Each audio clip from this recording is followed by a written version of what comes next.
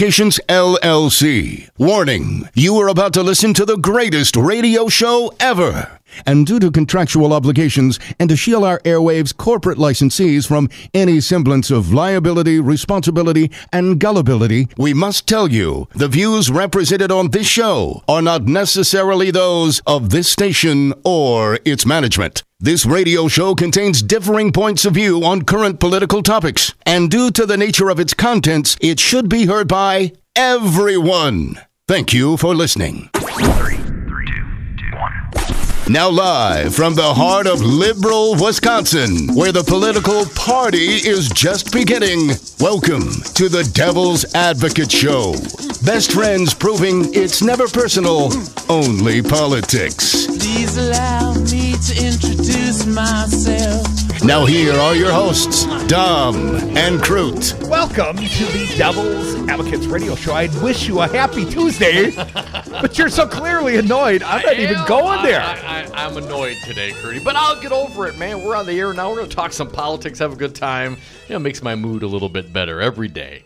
Hopefully it does. Dominic, tragic news out of Milwaukee this afternoon. No more Clements sausage races. Oh, no. What? No more sausage races. The Italian will no longer dominate the races. You know, here's what I would say. Clements is dropping their sponsorship of the, these are world-renowned sausage races. Used to be at County Stadium, now at Miller Park. It's the best part of the ball game for many. If there were no sausage races, my wife's not going to the ballpark. So now they're what? Maybe the Clements freed up some advertising dollars. I mean, it's a sausage party around here. They could sponsor this fine show. You know, apparently there's Jeff the Meat Man. Jeff C. the Meat Man. He's listening to us today. He's interviewing us. Jeff, there has never been a crew of guys that are bigger, girthier, more carnivorous than the crew here. We could have a hell of a sausage race. I mean, every day is a sausage party around here. But, between Fancy Brian and Big Daryl and myself, I'm no small man. No, and you're not. You could be our Vienna sausage. I balance this out. You know what I'm talking about, the Vienna sausages? I understand what you're saying, Michael. Little sausage. Right now, he's more in he's in the little smokies. He's more of a little smoky right now. Smoky sausage. Not every Wisconsinite probably knows Vienna sausages, but those barbecued, schlocked things that your in-laws serve you around the holidays. Toothpicks. Nothing like biting into a piece of meat with the toothpick sticking through it. Appetizers. Lips and... Yes. You know what? Scraped off the slaughterhouse floor. Well, Dominic, it reminds me a lot of the Trump administration. Scraped off the slaughterhouse floor. Yes, we may never get our opportunity to be the racing sausages, but at least I suspect we will continue to have our freedom. And I'm not clear that every member of the Trump administration will be able to say that. Let's predict a year from now. We got to have some indictments, man. We got to have some new news from this investigation. Robert Mueller III, if you're listening to the sound of Dominic's voice right now, could we please have some new indictments of the Trump administration? And not just updates. I'm talking about indictments. I mean, interviews are fine, and there are some interviews that have come to light today. Some new news. Yeah, some new news, but not unsurprising. We're looking for guilty pleadings. Yes. Dom, let me throw something out there. No one I'd rather see do the perp walk, other than perhaps Trump, than Jeff Sessions, the little munchkin. I bet he'd fare well in prison. Sure he would. Got a pretty mouth. Jeff Sessions, apparently, Dom, has now been interviewed by Robert Mueller. One step closer to Club Fed. From the Hill, Attorney General Jeff Sessions was interviewed last week. Well, he didn't come out and tell us that. Last week by Special Counsel Robert Mueller's team as part of the Justice Department's investigation into Russian election meddling. The Justice Department confirmed a report in the New York Times that Sessions was questioned for several hours.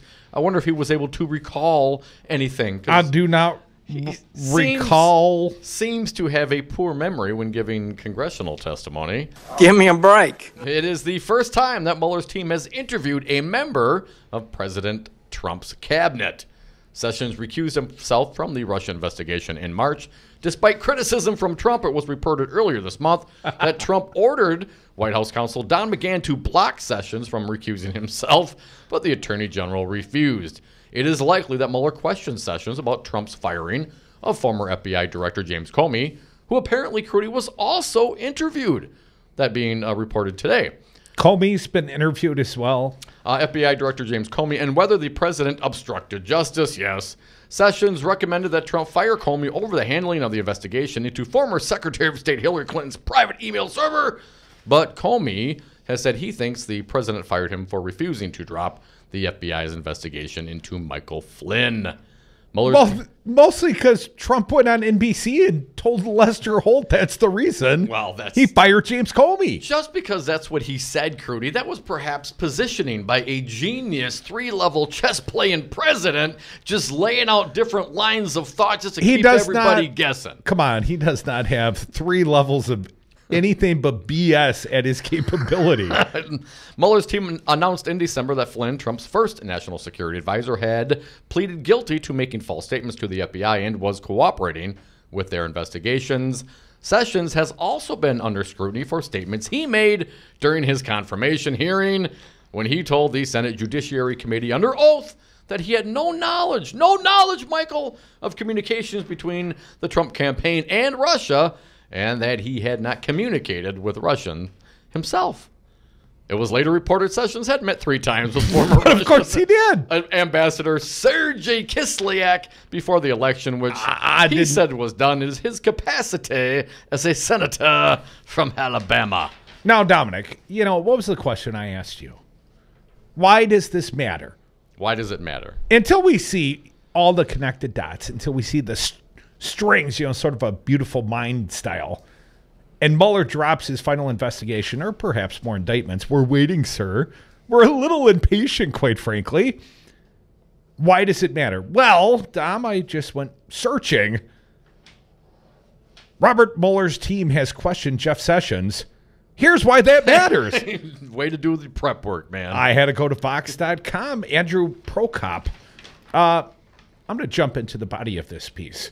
What Sessions was probably questioned about. Again, the fact that the interview happened isn't surprising. Many top current and former White House and Trump campaign aides, Reince Priebus, Sean Spicer, Jared Kushner, Hope Hicks, Stephen Miller, and Don McGahn, among others, have already been interviewed by Mueller's team. Furthermore, Sessions was always an obvious target for questioning. I don't recall. First, he could have knowledge of the collusion aspect of the investigation. Sessions was a top Trump campaign foreign policy advisor. He was nominally in charge of the infamous Trump foreign policy team that included George Papadopoulos, who has already pled guilty to lying to the FBI about his contacts with Russians. Hell of an A-team they got going on over there. Sessions himself met with the Russian ambassador during the campaign and initially failed to disclose it. Second, Sessions could have knowledge relevant to the obstruction of justice aspect of the probe too. It's been widely reported that Trump has opined about the Russian investigation to him in private repeatedly. The Times reported that Trump urged Sessions not to recuse himself from oversight of the probe. Sessions also famously played a role in Comey's firing itself, both discussing it with Trump beforehand and writing a letter recommending Comey's removal. Let's not forget, what was Sessions' excuse? He didn't like the way that Comey had handled Hillary Clinton's email investigation. Right? Suddenly they were all defenders of Hillary Clinton yes. and her emails, and therefore Comey had to go. He had to go. And then, of course, Trump went on to Lester Holt. But let me read just a bit farther. Despite his recusal, Sessions still oversees the FBI and has lately been pressuring the Bureau Naturally, Sessions' answers will be important to Mueller's investigation, as is the case for any central figure his team interviews. Sessions, however, remains in charge of the Justice Department and technically the FBI as well. Sessions has recused himself from any matters arising from the campaigns for President of the United States, but he's made clear that he does not believe his recusal covers matters such as, say, FBI personnel choices. And as late, some reports suggest Sessions has been trying to make changes to the Bureau along the exact lines that Trump and his defenders keep demanding, Dom. Dirty deeds done dirt cheap. Oh, you're not going to pick it up from there, buddy? I will continue. For one, Axios, come on, help a brother Jonathan out, man. Swan I know you're reported grumpy. Monday, that back in December, Sessions was pressuring the new FBI director, Christopher Wray, to fire his deputy, Andrew McCabe, something Trump and Hill conservatives have been demanding for months.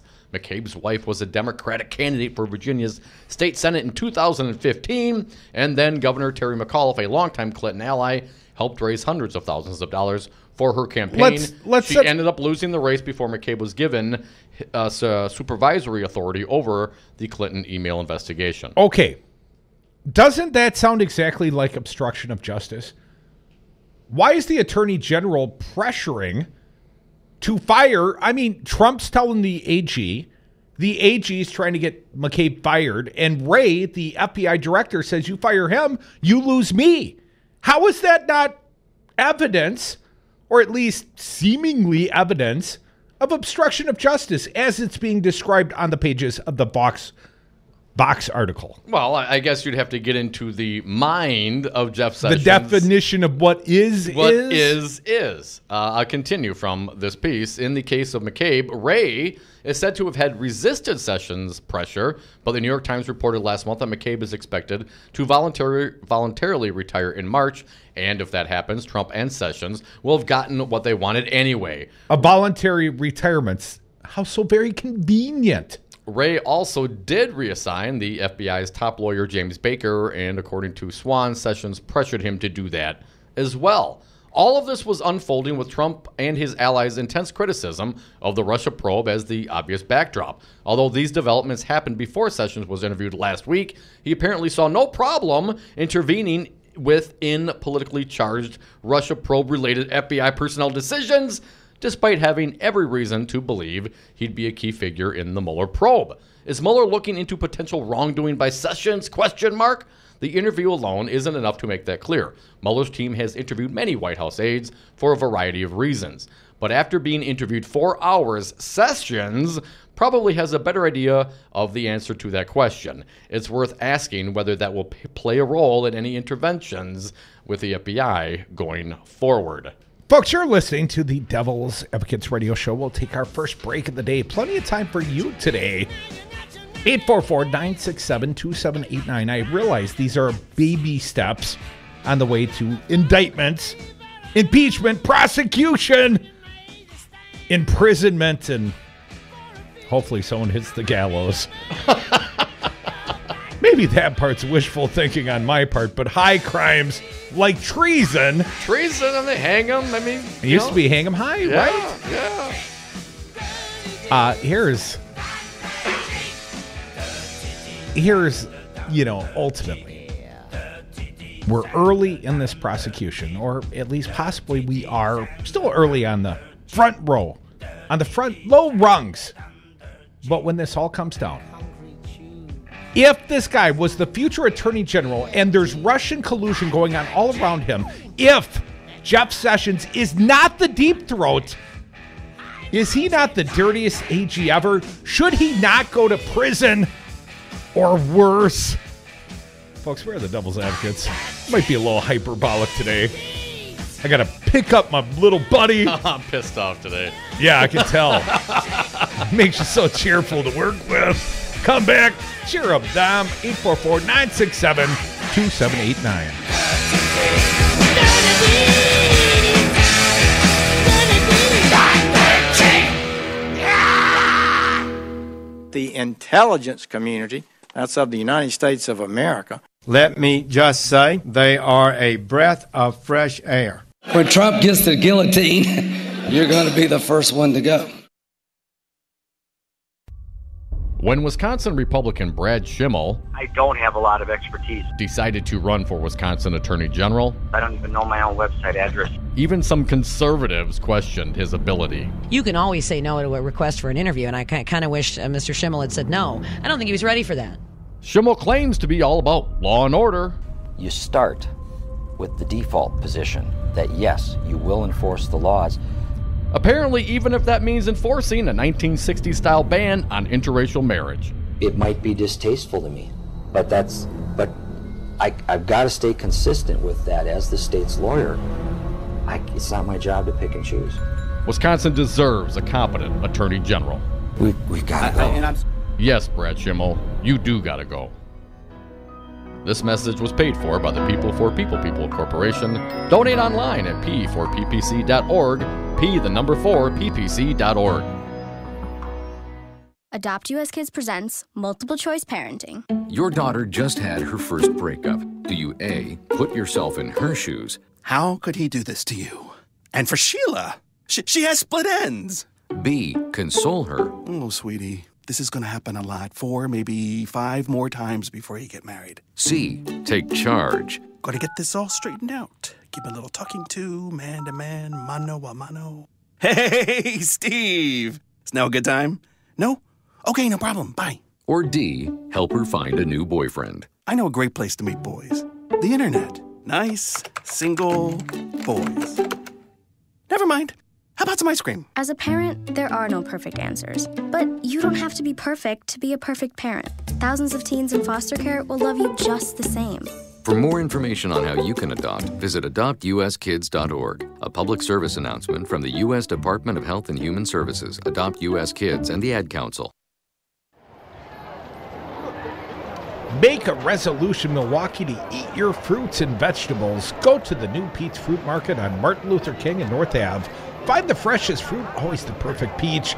Pete's Fruit Market is a brand new, modern, full-service grocery with an in-store butcher shop. Go see the manager, Vidal, for daily specials at the new Pete's Fruit Market on North Ave in MLK. Tell them that the Devil's Advocate sent you. My name is Adam Holmes, and I'm proud to be union. Adam, you're Director of Training for Painters District Council 7. What do you do? I'm making sure that we're investing in our members. We're providing the safest and best trained painters, glazers, drywall finishers, and trade show workers in the industry, and we also do that at no cost to the taxpayers. Why hire unions? Because it costs less to be safe. We keep the contractor on the right side of OSHA and help keep the workmen's comp rates affordable. Join us, Painters and Allied Trades, District Council 7. My name is Lola Silvestri, and I'm going to be 95 this year. I was very independent. I fell, and I had to have Meals on Wheels. America, let's do lunch. 1 in 6 seniors faces the threat of hunger, and millions more live in isolation. Drop off a hot meal and say a quick hello. Volunteer for Meals on Wheels by donating your lunch break at americaletsdolunch.org. This message brought to you by Meals on Wheels America and the Ad Council. I got to tell you, so when I first moved to Green Bay to play football in 92, I had never been to Wisconsin. But the funniest thing I thought, you could not buy hamburger patties without a dollop of butter on them. Folks, just so you know, if you take a little bit of herb butter and put it in the middle of a patty and just kind of mold it around there, you get magic. I have one of my arteries right now. How much did you say you weighed? I'm gaining weight with my thoughts right now. You're $3 and some change already, brother. Guns Butter Economics. 414 Wisconsin, weekdays 9 to 11 a.m. on Wisconsin's Resistance Radio. It is pitchfork and torches time in America. The Devil's Advocates. Sausage making never looks so good. And we are back. Thank you for listening to the Devil's Advocates radio show live on Wisconsin's Resistance Radio, 1510 AM WRRD. We stream this fine product live on our YouTube's channel, also on Facebook. We're on Twitter at Devil Radio, and we always have phone lines open for you. Thank you, Fancy Brian. 844-967-2789. Thank goodness for Fancy Brian and tech support on the phones. Dominic, we've got many Trump media stickers affixed to our studio table. We took a bullet. We went to a number of Trump rallies. You're welcome, people. We did that for you. And often, when we would do so, there would be the future Attorney General, Russian collusioner, Jeff Sessions. He was around. He was usually giving a stump speech, warming up the crowd, if you will. And there was usually, and damn near always, another guy, and it was Sheriff David A. Clark Jr., Milwaukee County's America's sheriff, right, Don? Former Milwaukee County Sheriff David A. Clark Jr., now a resident of Virginia. I did not know that until it was brought to my attention by this newest story. Clark got sued. He got sued for, treating a guy badly after Dan Black shook his head at Sheriff Clark. Clark's wearing a Cowboys jersey. The man says, "Are you Sheriff David A. Clark Jr.?" Apparently, Clark coming back from a game watched in Jerry Jones's box. And, yes, I'm Sheriff Clark. And the man shook his head. And apparently that was his crime, Dom. And Sheriff David A. Clark Jr. had, a number of county deputies waiting to accost this man, to put the fear of Sheriff Clark in him when they got back. What an absolute misuse of public dollars and resources. Well, Dominic, I'm sure the right today is saying, well, Dan Black misused the public resources. Black sued, and the judge in the case had narrowed the suit in a number of ways. Which I also take exception to, but go ahead. And ultimately, Dan Black was greeted on Facebook. In fact, the sheriff's Facebook page, cheer up, Snowflake. If Sheriff Clark wanted to really harass you, you wouldn't be around to whine about it. It sounds like a threat of violence to me. Well, Black sued. He got to stay in court, and the federal courts did not find ways his way. But do we have time for it? He'll play it at the end. He'll play it on the way out. Okay, I tell you what. Listen closely. You'll hear the sounds of Dan Black. This was the plaintiff in the federal suit against Sheriff Clark. Clark's living in Virginia. He left the county to pay the tab anyways. He didn't give a damn. He's left his destruction in his wake. He's just a full-time Trump-loving tweeter for some super hack. He was always a hack. I tell you what, we are the devil's advocates. We're never hacks. Partisan, but never hacks. Maybe sometimes. 844-967-2789. Want to hear from you today. No guest, except for you. Body safe to shore. Though the truth may vary, this ship will carry our body safe to shore. Clark is not our sheriff anymore. He didn't get the job at Homeland Security. That's good enough for me. Thanks, everybody. Have a good night. Clark, that's the gift that keeps on giving the whole year. Hello, I'm State Senator LaTanya Johnson. Making sure Wisconsin residents continue to have equal and fair access to voting is very important to me. Here are some key things you should know. Wisconsin requires a photo ID, and chances are you already have what you need to vote. A Wisconsin DMV issued driver's license. You can use this even if it's revoked or suspended. A Wisconsin DMV issued identification card. A military ID issued by the U.S. Uniformed Services, or a U.S. passport book or card. You can use these items even if they're expired, as long as the expiration date is after the most recent general election held on November 8, 2016. For more information about registering to vote, please visit myvote.wi.gov or call the Wisconsin Election Commission Help Desk at 608-261-2028. We won't be taken for granted. This message was brought to you by WRRD 1510 AM. I am here from the future. The bridge is out because you didn't fund the roads. Listen to 1510 AM WRRD, Milwaukee, Waukesha. Listen to them if you want to live. I was on Zero Res Madison's Facebook page the other day, and they have almost 2,000 testimonials from local customers. Apparently, I am not the only one stoked on how cool this company is. A green technology that actually works better and doesn't cost more. It's a no-brainer. I'm in. We are starting our own Devil's Advocates revolution to free your carpets from harsh chemicals and soaps. Call Zero Res today and ask for the Diamond Crute Special 608-848-9000 or schedule online at ZeroResMadison.com. Zero Res, spell it forward or backward, it's the right way to clean. We are live outside the home of Joe and Rosie Goddard, where a pretty big tickle fight broke out just minutes ago. Sources say their father instigated the laughter. Let's go inside for a comment. Apparently, they have no comment. Dads, let this be a reminder that it only takes a moment to make a moment. Call 877-4DAD-411 or visit fatherhood.gov. Brought to you by the U.S. Department of Health and Human Services and the Ad Council.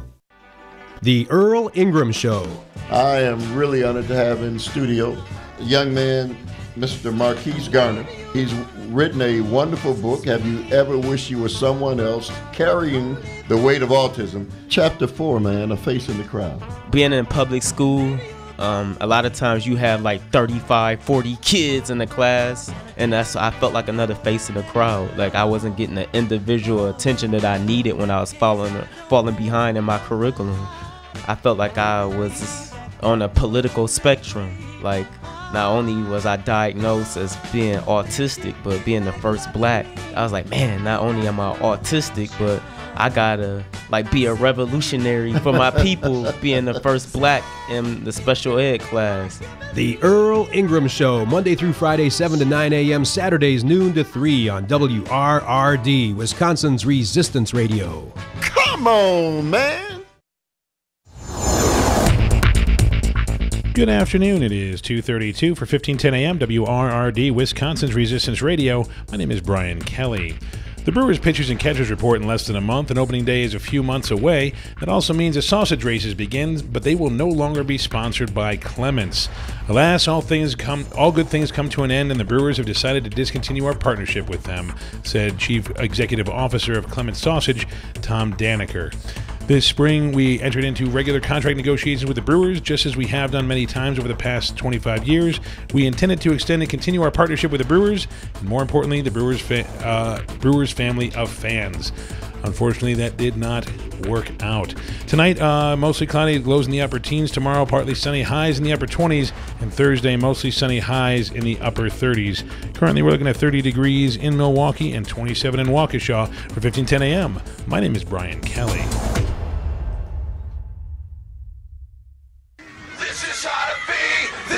Warning, listening to the Devil's Advocates may expose you to opposing views. Welcome back to the Devil's Advocates Radio Show. We wonder sometimes what the right is talking about. And in this case, Mike Stanley, one of our favorite righty trolls, has this to say: "You singers, step on up. Far tastier cancer delivery meat sticks than Clements. I had zero appreciation for great hot dogs before I moved to Milwaukee. I might give them a like for the first time ever." Anyways, even the righty trolls come up with something clever once in a while. Here's one thing I would say: if they're not going to be sausage races, could I make a recommendation? And I would take yours as well. 844-967-2789. What could they race instead out there? You know, in D.C. they have the racing politicians. And I would say perhaps we could learn something from them. For real? Like the Major League Baseball? Yeah, like DC? Washington and Teddy Roosevelt. Yeah, the Teddy Roosevelt never wins. Roosevelt never wins the race. Never. Give that man a horse. Well, here's what I could say. You know how they used to do? Used to have the pari-mutuel betting on the Greyhounds here in Wisconsin. That didn't work out so well for the state. But here's my point. Perhaps you could have, instead of a rabbit, you could have a bag of cash. Yeah. And instead of giant overstuffed heads, you could have the actual Scott Walker, Robin Foss, Scott Fitzgerald, Leah Vukmer, throw her in there too. And let's throw in Vukmer and let's say Kevin Nicholson. Yeah, they're running. They need Senate that candidates. They're running after that cash. And they could literally run for a bag of cash. And, you know, the Koch brothers could sponsor each and every one of them. They could each have Koch Industries across their back. I mean, but, the running of the Republicans. I appreciate it, but I wonder if it's time to move on from the running. I mean, if they had the running sausages, and apparently they have the running politicians, maybe we need to do more of a Thunderdome, you know, 2 men enter, 1 man leave kind of thing. It would certainly speed up the electoral process. I mean, I can't imagine who Scott Walker could go into the Thunderdome with and come out victorious against. Hell, Leah Vukber would take him out. They gotta she would. Oh, yeah. They got to have more of like a little bit more time. I mean, it takes a while in between innings. You got to have it done pretty quick. I mean, the innings aren't that long. That's why the sausage happens really fast. You have to get someone like me who can't last more than 30 seconds. Maybe during the seventh. Is it done during the seventh inning stretch or when? I believe it's a little earlier than that. All right, so we get a little more time there. So we throw Big Brian and perhaps the Goobinator in a hamster ball and see who comes out victorious. How about me and 50 toddlers with pads? Sumo suit style. Anyways, we were talking about what the righties are talking about. I don't think this is what they're talking about, but on the drive-in today, I did put on the inferior bloviator. You know the guy, the drug-addled guy. Oh, been doing it since the 90s. With the bad ears? Yeah, that guy. Yeah, I heard of that dude. Listen to him a little bit today. And the righties have a whole different narrative. It's all about the FBI's lost text messages. And I'm thinking to myself, what in the hell, really, honestly, what in the hell are they even talking about? Sean Hannity's describing this worse than Watergate. Everything's worse than Watergate to Sean Hannity, except Russian collusion and his president. Well, I'm thinking to myself, there must be some there, right? I mean, if it's worse than Watergate, they must really now have some evidence of something. Well, now let's remember, Nunez, the Republican in charge of their intelligence committee, has apparently assembled a 4-page memo, which is a blistering assessment of the FBI operations. But they won't share it with the FBI, so they don't actually want to improve the FBI operations. It's not been reviewed by the DOJ either, to my understanding, or Adam Schiff or the Dems on the committee. But he's pretty confident he's going to release it, right, Dom? Here, anyways, going back to Vox, Vox.com. They do a good job when there are these deeper, more nuanced stories, let's say. They give a little deeper explanation. They try to explain the current events to you. And even, I consider myself a bright guy, certainly in comparison to anyone standing in this room at the moment. Good luck with that, man. But anyways, so I went to Vox. And I sourced it again, Zach Beauchamp. And the question, as the headline asks, the growing conservative conspiracy theory about missing FBI text explained. I guess it's not a question, more of a rhetorical statement. President Trump just called it one of the biggest stories in a long time. Must be true. But the real story isn't what he thinks. Well, I'm still not clear what the story is, so let's read a little with our audience, Tom.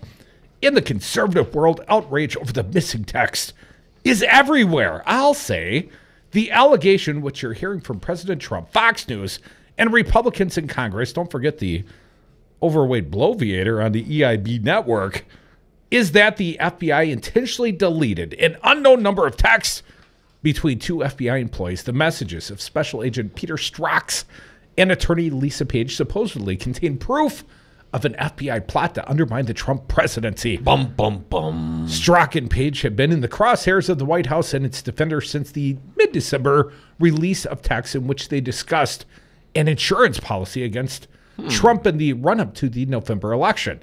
Maybe it was that Stormy Daniels was alleging that, I read on, Special Counsel Robert Mueller removed Strzok from the team when he became aware of the text, but that hasn't stopped some conservatives from alleging that they prove that Mueller probe is a partisan witch hunt. Are we supposed to believe that the FBI simply lost text messages from that important time frame? This is like Watergate, but far worse. Sean Hannity said on his Monday night show, this reeks of law breaking, it reeks of conspiracy, and it reeks of obstruction of justice. Oh, now they believe in obstruction of justice. There is very little evidence to support this allegation, but it shows every sign of snowballing into a big deal. President Trump called the missing messages one of the biggest stories in a long time. In a Tuesday morning tweet, Attorney General Jeff Sessions has said an investigation into how they disappeared is already underway. He needs a little cover fire as well, right, Dom? Mm-hmm. I read on briefly. The missing text conspiracy has legs because for months Republicans have been arguing that the FBI in general and the Mueller probe specifically is irreparably biased against Trump. Some Republicans, like Florida Rep. Francis Rooney, have called for a purge of purportedly disloyal Bureau personnel. This rhetoric points to the real scandal here. Republicans are trying to impose a partisan Trump loyalist litmus test on America's top law enforcement agency. Moreover, they're working to derail a probe into the growing evidence that Russia meddled in an American election on a massive scale. Some might say it's huge. To understand why the texts have become such a big deal, we need to go back to the 2016 campaign. During that time, Strzok had been assigned to the investigation into Trump's campaign link with Russia, while also conducting an extramarital affair with Page. Strzok and Page discussed work and national politics quite frequently over text message, neither of them making any secret about their views of Trump. Strzok referred to Trump as a douche and an utter idiot and told Page that Hillary Clinton just had to win the race. But doesn't everyone refer to Trump as such? Well, I mean, he puts the douche and douchebag. Most damningly, from the Republican point of view, Strzok once referred to an insurance policy against Trump winning. Here's a quote. "I want to believe the path you threw out for consideration in Andy's office, that there's no way he gets elected, but I'm afraid we can't take that risk," he told Page. "It's like an insurance policy in the unlikely event you die before you're 40. Now, continuing on from Vox, it's a really confusing message. It could easily be read, as former Bush administration attorney Stuart Baker argues, as Strzok simply explaining why he's spending time worrying about the prospects of a Trump victory. But when the messages were released to the public in December of 2017, after news broke that Mueller had dismissed Strzok from his role in the Russia investigation, the pro-Trump press seized on it as proof, I tell you, Crudy, of an anti-Trump conspiracy theory in the FBI, especially since the Andy, quote-unquote, referred to in the message could be Andrew McCabe, the deputy director of the FBI. The issue had receded from the headlines in 2018 until last Friday, when the Justice Department announced that it did not have records of Strzok-Page texts between December 14th of 2016 and May 17th of 2017. This is a crucial time in the Russia investigation, encompassing Michael Flynn's resignation due to lies about Russia ties and FBI Director James Comey's firing, so this naturally raised some eyebrows. The official explanation from the Justice Department is that there was a problem with Strzok and Page Bureau-issued Samsung Galaxies, that firmware upgrades and other technical issues deleted records of text sent from many phones across the Bureau. But Trump and his allies didn't buy it and have waged a furious campaign in the media to declare the missing text as proof of an FBI conspiracy. There is no evidence to support such a wild claim. Whether there actually was a software glitch is easily verifiable. According to a Monday statement from Attorney General Jeff Sessions, the Inspector General's office is already investigating the issue. "We'll leave no stone unturned to confirm with certainty why these text messages are not now available to be produced," Sessions wrote. "If any wrongdoing were to be found to have caused this gap, appropriate disciplinary action measures will be taken." So it's possible that Strzok and Page were part of a widespread FBI conspiracy to undermine Trump, one that reaches so far into the Bureau that they had a mole in the IT department who was willing to delete their most damning messages. It is also possible, and much more likely, that the U.S. government ran into technology glitches, which is not exactly unheard of. Folks, we are reading from a Vox.com article written by Zach Beauchamp. This one explaining what it is the right is talking about when they talk about the missing text messages. Dom, I'm going to pick this up. We'll see if we can wrap this little thought up, put a bow on it. There is some breaking news out of Wisconsin, and there are some parallels to be drawn. Let's just say Senate witch hunt going on, led by Republicans right now. The votes, they're coming down. One of the two already voted out. They got the thumbs down by Republicans. We'll talk about that in a minute, Tom, but I read on. The texts have struck a chord because they play directly into a growing Republican strategy to counter the Mueller probe. As members of Trump's campaign and inner circle continue to be indicted and investigated, making it harder and harder to dismiss the Mueller investigation as a nothing burger, the most hardcore Trump supporters in Congress and the media have begun arguing instead that the FBI cannot be trusted. The Mueller probe is indeed a witch hunt, as the president tweeted, proof that the Bureau is a corrupt institution that needs to be purged. Pardon. Conservative media now regularly refers to a deep state of FBI and Justice Department officials working to undermine Trump. I mean, how ironic, Dom, as an aside, that the law and order Republicans have suddenly gone after the cops because they're seeking to, what, investigate their guy? I just find the irony there. Increasingly, this kind of conspiratorial language has bled over into actions of elected leaders. In November, Rep. Matt Gaetz, a Republican from Florida, gave a speech on the House floor arguing that the Mueller probe was part of a quiet coup against America's elected officials. A quiet coup, Dom. Quiet coup. We are at risk of a coup d'etat in this country if we allow an unaccountable person with no oversight to undermine the duly elected president of the United States. Gaetz said. Rep. Devin Nunes, Dominic's buddy, has put together a secret memo, one that he won't even share with the Justice Department. It's really that secret.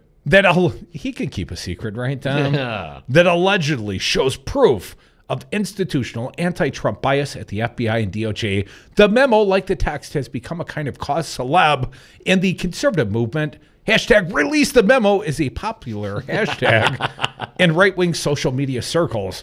On Monday, Reps. Trey Gowdy, Republican, South Carolina, and John Ratcliffe from Texas went on Fox News to allege that there were secret Strzok page texts, ones that were that they alone had picked up on, showing evidence of a secret society of anti-Trump Justice Department officials. Here's a quote, Dom. It makes it harder and harder for us to explain away one strange coincidence after another, Ratcliffe said. The text in this narrative are the new version of Hillary Clinton's private server emails, a kind of totem that conservatives can point to in order to prove that their enemies really are nefarious. And that proof of the wildest theories is that if only someone could find it. This is typical in any conspiracy theories. Strange coincidences are strung together in a narrative that looks scary if you squint at it right. The absence of proof is taken as its own kind of proof, Dom.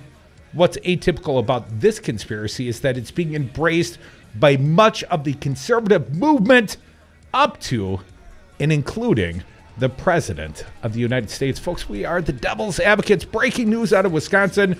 We'll come back. We'll break it to you. Republican witch hunt. It's happening now on state and local levels. Come back with us.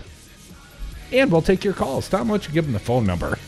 The phone number you can call us is 844-967-2789. I wonder if Trump wouldn't feel so persecuted if he wasn't dirty, and maybe some people in Justice and in the FBI knew how dirty Trump was based on their years of experience investigating criminals. Maybe they weren't as surprised, but, who knows? We'll have to wait and see. Give us a call. Let us know your thoughts. 844-967-2789. Go figure. Guilty people feeling pretty guilty. Come back with us.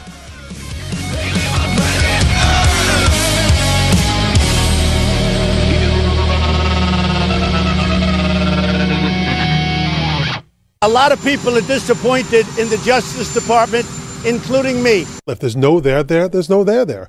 Watergate pales as compared to what we're confronting now. If it's possible, would you let me know, am I under investigation?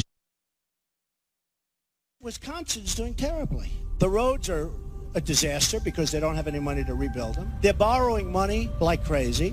They projected a $1 billion surplus. And it turns out to be a deficit of $2.2 billion. The schools are a disaster.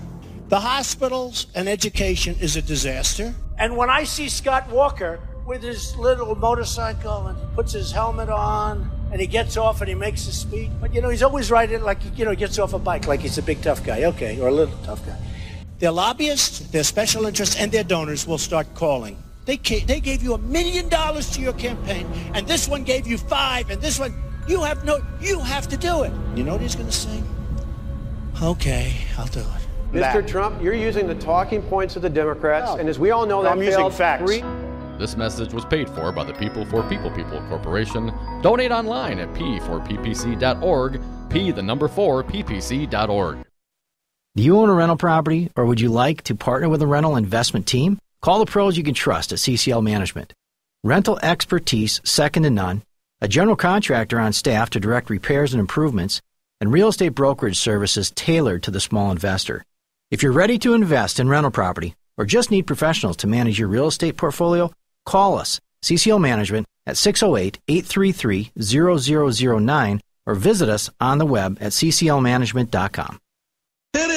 I'm State Representative Jocasta Zamaripa. And I'm Joel Clayfish. Listen to us on the Joel and Jocasta Show, Saturdays at 3 p.m. She's a Latina woman from the inner city of Milwaukee, and I'm a white guy from the suburbs. Diversity in the white guy. You are not going to believe what you hear on this show. I'm telling you, you're going to have to listen. News Talk, 1510 a.m., WRRD. Wisconsin's Resistance Radio.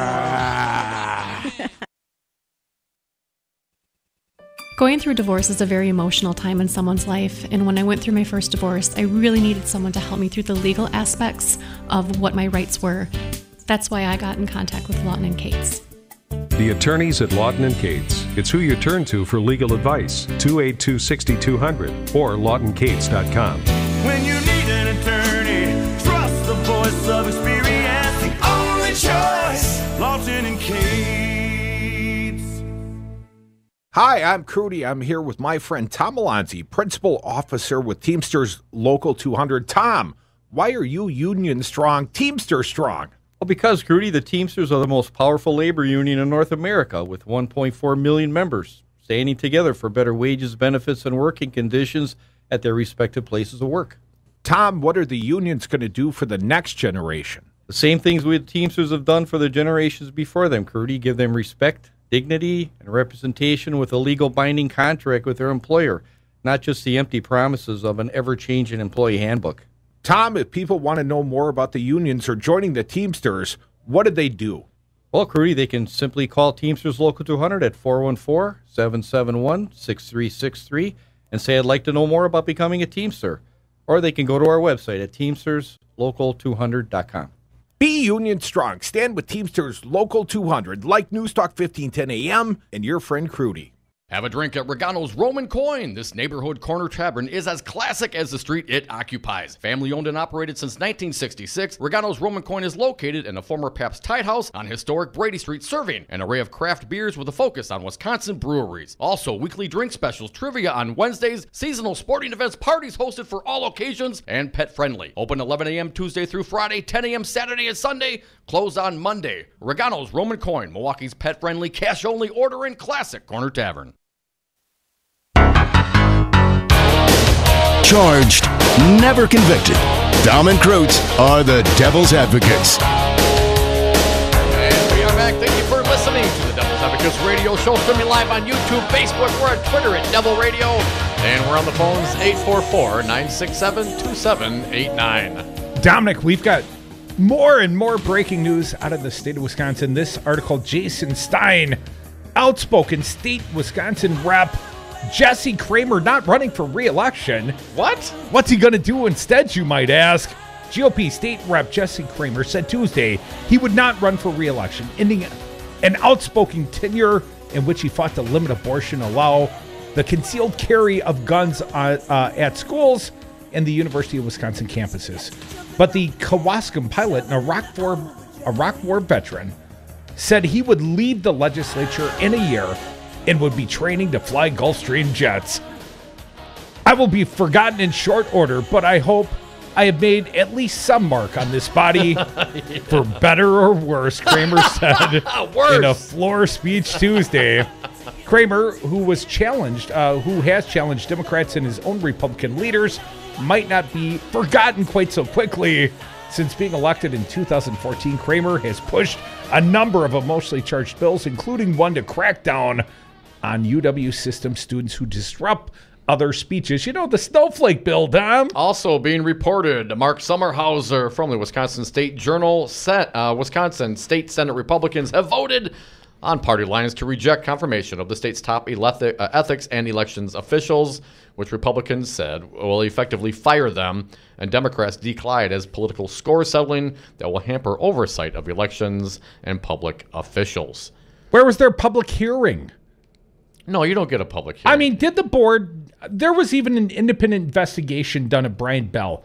He came back with flying colors. Doesn't matter. They were tainted by the John Doe investigations. You got to go. Bell didn't even take part in the John Doe investigation. Michael Haas was in studio. He was there. What, he was in the building? He was in the building. You got to go. If I drive down the block, am I also guilty of driving by Big Blue? Because that was the John Doe building Scott Walker should have gone down for. They'd have fired you too. Let's get a caller in here. You've been patient. David from Mequon, Wisconsin. Welcome to the show, David. What's on your mind? Hi, gentlemen. How are you doing today? Good, man. I just wanted to say two comments really quickly. One, it's totally unrelated with what you're just talking about. It's to me, it's very, I guess, insulting what the NFL just announced with this American Veterans. It's a nonprofit group, and they're started by World War II servicemen, and they wanted to post, I guess, in the Super Bowl program, please stand. That apparently is controversial today, and the NFL rejected that, and I think it's deplorable that the NFL, which parades around the flag and everything else, that here you have... David, that's not one of our chosen topics today. We could care less. Anything else for us, sir? Okay.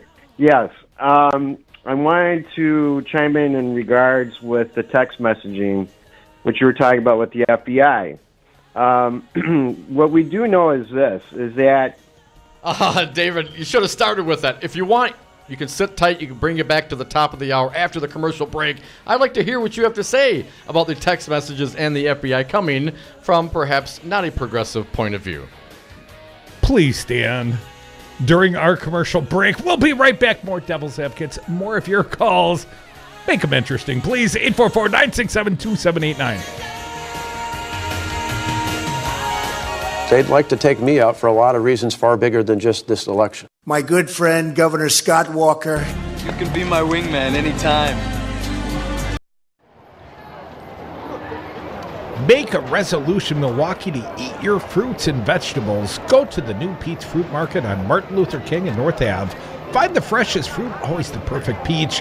Pete's Fruit Market is a brand new, modern, full-service grocery with an in-store butcher shop. Go see the manager, Vidal, for daily specials at the new Pete's Fruit Market on North Ave in MLK. Tell them that the Devil's Advocate sent you.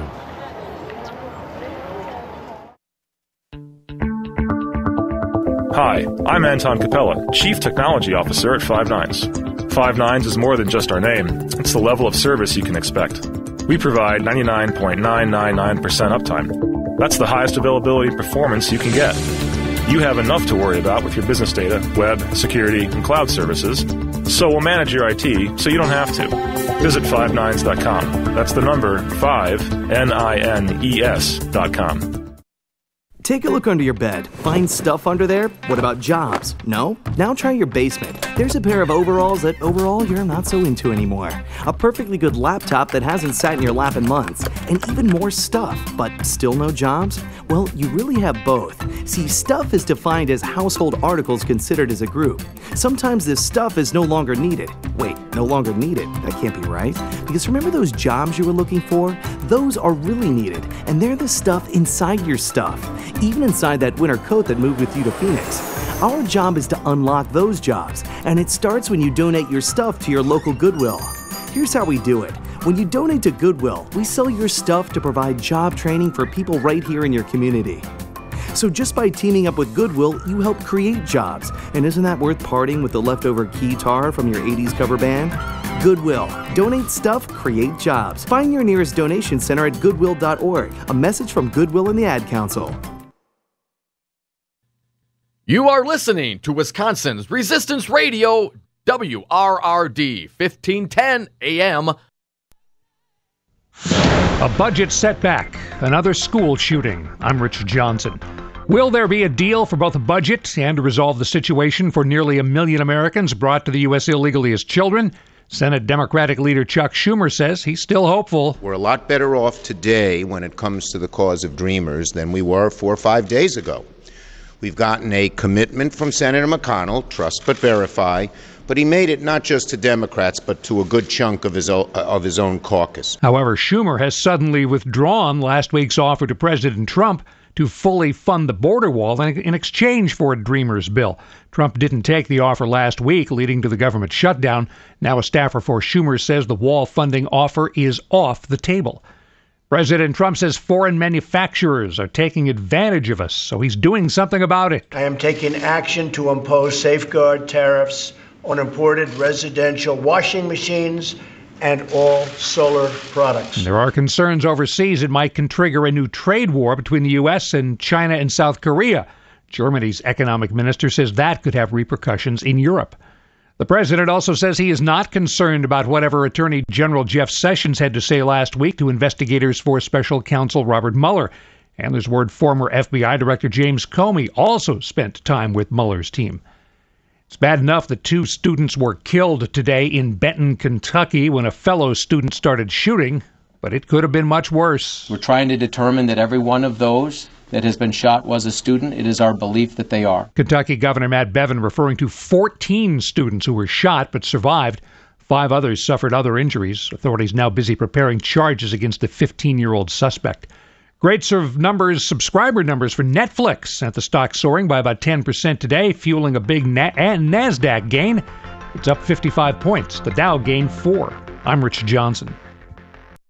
Hi, this is Brad Saug, owner of Zero Res Madison Carpet Cleaning. Zero Res is the best new technology in carpet cleaning. We have a patented process using empowered water, a high-tech process in which we force the water to act like soap.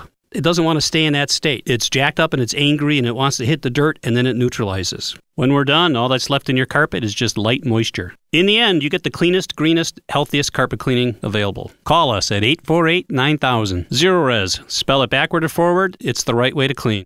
Dominic, I can't believe it's been a year. A year that this radio station, WRD, has been on the air. Crudy, it's time for a party. Join WRD, Wisconsin's Resistance Radio, and all of our listeners on Thursday, February 1st at Regano's Roman Coin, 1004 East Brady Street. That's on the corner of Astor and Brady. The party begins at 5 o'clock. Free beer for all our friends, at least while it lasts. So come join us Thursday, February 1st. The party begins at 5.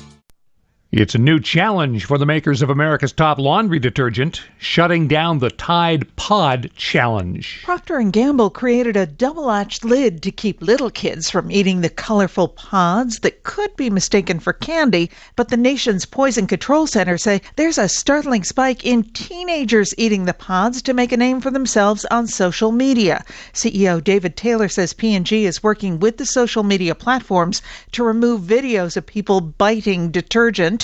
Poison Control Centers count 39 cases of pod poisoning since January 1st, after 53 cases for all of last year.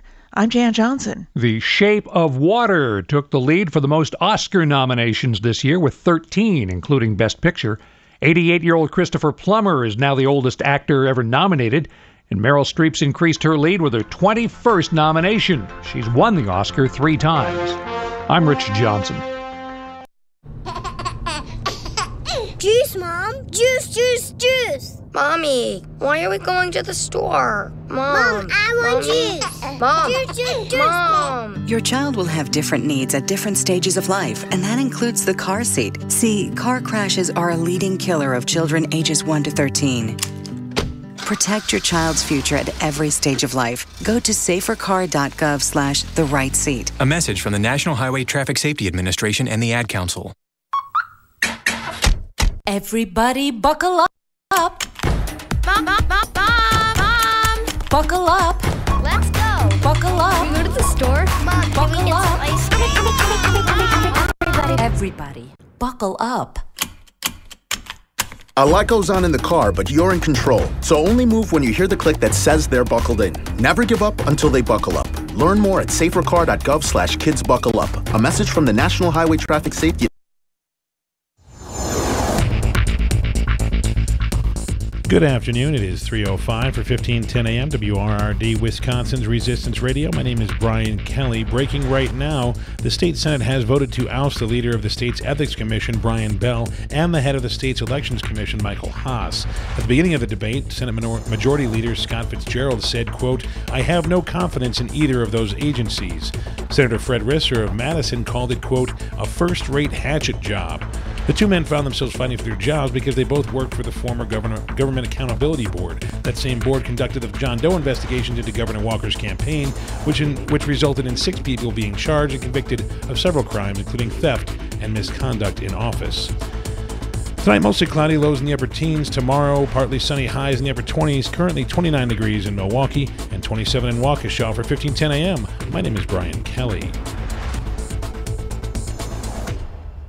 The following program is a presentation of DC Communications, LLC. Warning, you are about to listen to the greatest radio show ever. And due to contractual obligations and to shield our airwaves' corporate licensees from any semblance of liability, responsibility, and gullibility, we must tell you the views represented on this show are not necessarily those of this station or its management. This radio show contains differing points of view on current political topics, and due to the nature of its contents, it should be heard by everyone. Thank you for listening. 3, 2, 1.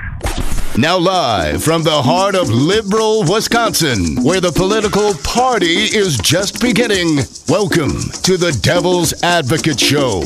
Best friends proving it's never personal, only politics. Please allow me to introduce myself. Now here are your hosts, Dom and Crute. Welcome back. Hour 2 of the Devil's Advocates Radio Show. We finished the last hour talking to Dave from Mequon. Dave, be patient for just a minute. There are some breaking headlines here in the state of Wisconsin. I'm going to start with one. Rep. Jesse Kramer, Republican, bit of a loudmouth. He's out, or he is retiring at the end of this session, apparently going off to pursue his dream of making big bucks flying Gulfstream jets. Good luck to you, sir. Don't let the door hit you in the ass on the way out. Perhaps spending more time with family and friends. Republican witch hunt. It continues in the state of Wisconsin. Anyone with any association, anyone that ever considered investigating the corruption of our governor, Scott Walker, and I don't mean the John Doe 1, 6 convictions, 4 felonies. I mean the John Doe 2, when Governor Scott Walker was doing what? Campaigning, coordinating with outside groups, breaking what was state precedent at the time. And of course, it's squashed. They got out in front. They fired the prosecutor. Republican Francis Schmitz. They said, burn the evidence.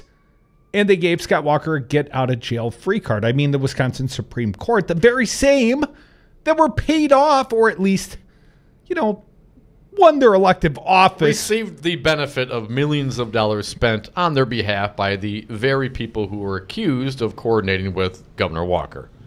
For an angry guy, you're much more eloquent than I. So anyways, Dominic, the ethics head, the administrator of the Elections Commission, they're out. The witch hunt continues. No due process, no public hearing. Just Senate confirmation votes and perhaps lawsuits to follow. But Michael Haas, our recent in-studio guest, he's gone. Over the commercial break, he got fired by the Senate. Brian Bell also fired today. That's what your taxpayer dollars are going for today to advance a partisan witch hunt. Because it's not enough that the Attorney General of the state of Wisconsin, the partisan hack Brad Schimmel, can put out any sort of erroneous, slanderous report that he wants. Above and beyond that, Voss, Fitzgerald, they want some heads. They want some heads to roll. And now they got their heads to roll. And I hope that there is a electoral price attached to this partisan witch hunt and that these are not the last heads to roll. I'm looking at you, Fitzgerald and Voss. I think it's time for both of you sanctimonious sons of bitches to go.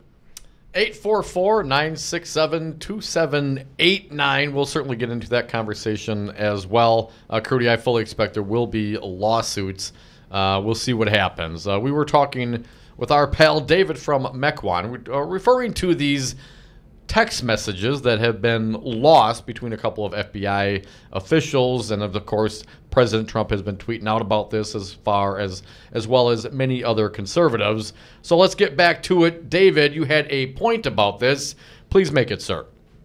Sure. Good afternoon again. Thank you. I wanted to say, as a neutral observer, I think we should be concerned that there's missing evidence from a premier law enforcement and intel collection agency.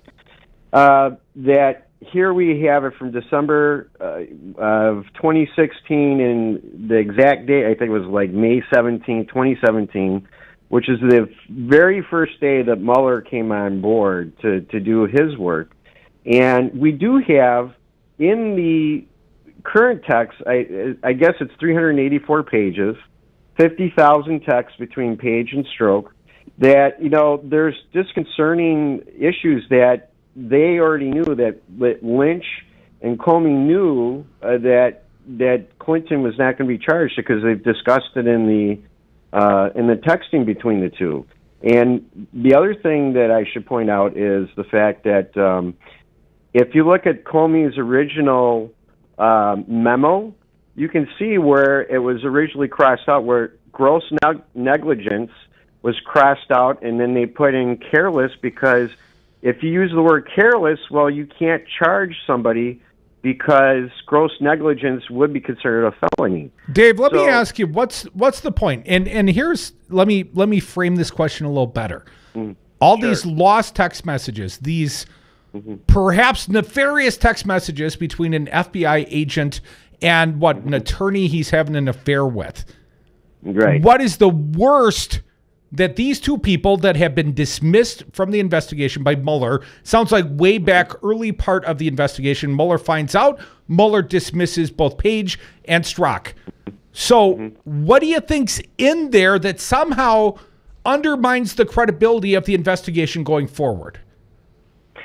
What I think is this, is that, first of all, we know that Comey has leaked information to the public. I don't know that. I don't know that Comey has leaked, quote unquote, anything. If you look at the friend of his, that professor, Comey wrote the memos, gave them to a friend to specifically be leaked. I would say, okay. Right. I'm not agreeing with that characterization. I think he has the right to put out his notes when someone's accusing him of something. Does he not have the right to defend himself? The president certainly had the right to slanderously make accusations against Comey. Does he not have the right to defend himself, or is it only leaking when he defends himself? No, he has a right to defend himself. I'm not arguing against that. How about taking notes of the interview where the president sought a loyalty pledge, where the president sought to pressure him to not investigate Michael Flynn, or does it matter whatsoever that the president fired James Comey and then went on Lester Holt and told the nation he did so because he was sick of the Russian stuff? So do these lost text messages between two fired FBI agents matter a hill of beans in the whole greater Russian collusion scheme and question? I don't think they do, David. I think this is a red herring for the right to obstruct and to throw mud in our eye, kind of like the Republicans are doing here in the state of Wisconsin with the John Doe 2. It was illegal. What Trump was doing is probably collusion. If it wasn't collusion, he is certainly found some reason to obstruct justice subsequently. What Scott Walker was doing in the state of Wisconsin was illegal when he was doing it. They might have squashed the investigation. They might have preemptively gotten out in front masterfully, but it was illegal when he was doing so. And to fire the ethics commissioner or anybody else is just covering their asses after the fact to the criminality that was undertaken by the governor of the state of Wisconsin, David, and some lost text messages or a leak to the Guardian. Either one of those things do not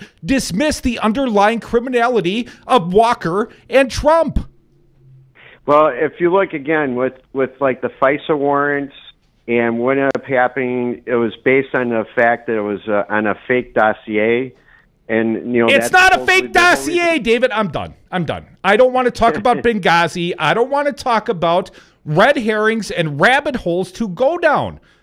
Because look at the facts. There are people that have already pled guilty to lying to the FBI. You got Mueller tightening the noose around Trump's neck right now. We've got a headline right now at the Washington Post. Mueller seeks to question Trump about Flynn and Comey departures. And I get it. If you're looking at this and you're listening to Rush Limbaugh or wherever you're getting your source news from, you might think that lost text messages or the 5,000 or whatever might have some meaning. It's worse than Watergate, Sean Hannity says.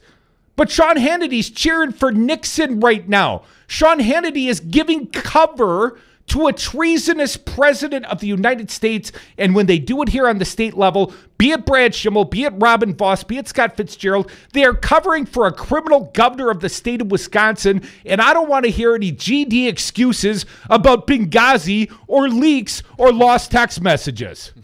I don't think David brought up Benghazi, Curdy. That was you. That was coming next. Come on, man. It's the same four freaking rabbit holes. Thanks for the call, David. Certainly appreciate it. 844-967-2789. Curdy, do you have any concern? And I love the way you articulate it. I don't disagree. Do you think that there's any concern? Do you have any concern that the FBI may have acted improperly in any way in their investigation and how they've conducted themselves while investigating Donald Trump on this issue? I would say this. If there are individual agents or even all the way to James Comey or Christopher Wray or any other singular human being, sure. Can I cast blame? I'd blame Comey for Hillary Clinton's loss in some way, shape, or form. In some I ways, think he though, grandstanded. the Republicans look at this and say, look, they're protecting Hillary by changing the term protecting of Hillary. Jeff how Sessions they accused her. But yet they came out. Jeff and I would say Sessions cost her that election. Jeff Sessions' explanation for the firing of James Comey is because he mishandled Hillary's emails. Right?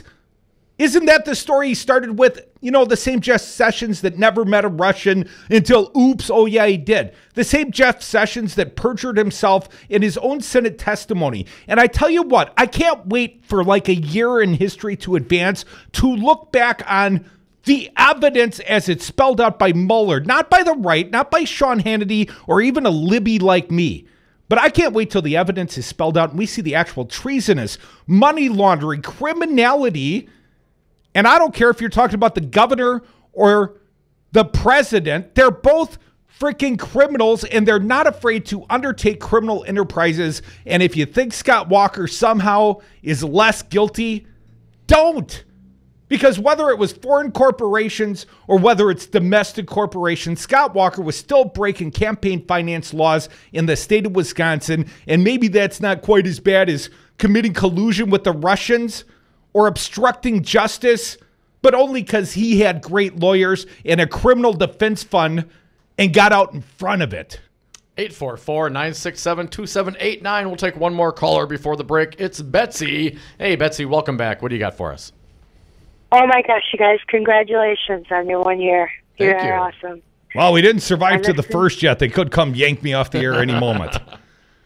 We'll get there, Betsy. No. We're soon to be at our anniversary. You know, we're having a big party, Betsy. And if you happen to come down for it, we're buying beer for all our friends and listeners. Oh, you guys are just awesome. So giving and loving to the state of Wisconsin. And you woke everybody up. Nobody realizes that you guys really are a diamond in the rough. You are. Can't we just be a diamond in the diamond? Do we have to be a diamond in the rough? Unfortunately, this country is really in big trouble, and we're not even concentrating on Mike Pence and what he's doing in Jerusalem. I mean, these guys are, they're evil. They're evil. They're absolutely evil. Where are your taxes, Donald Trump? Where are your taxes? Well, they contain evidence of money laundering. He can't release them to the broader population, Betsy, or we might see the underlying criminality. This man's been a criminal for years and years. This is not new behavior on Donald Trump's part. And hell, it's not even new behavior on Scott Walker's part. They're criminals from old school. They're OG criminals. And again, I would point out that perhaps some of the venerable officers at the FBI and intelligence arenas have known what Donald Trump has been likely up to, going around the world getting all sorts of Russian mob money to front hotels and help launder that. If that's the case, perhaps they had a line on someone, but perhaps they knew something that the greater electorate didn't, is that this guy's dirty and probably not good for the country. And if there's someone who's dirty and not good for the country in the presidency, well, who's going to stand up to them, that person, if it's not the FBI? The devil's advocates, that's who. Come back with us. Your phone calls always welcome, and you're welcome at the big party Thursday, February 1st, the Roman Coin, Astor and Brady Street. It'll be our 1-year anniversary. Dom's buying all the beer while supplies last.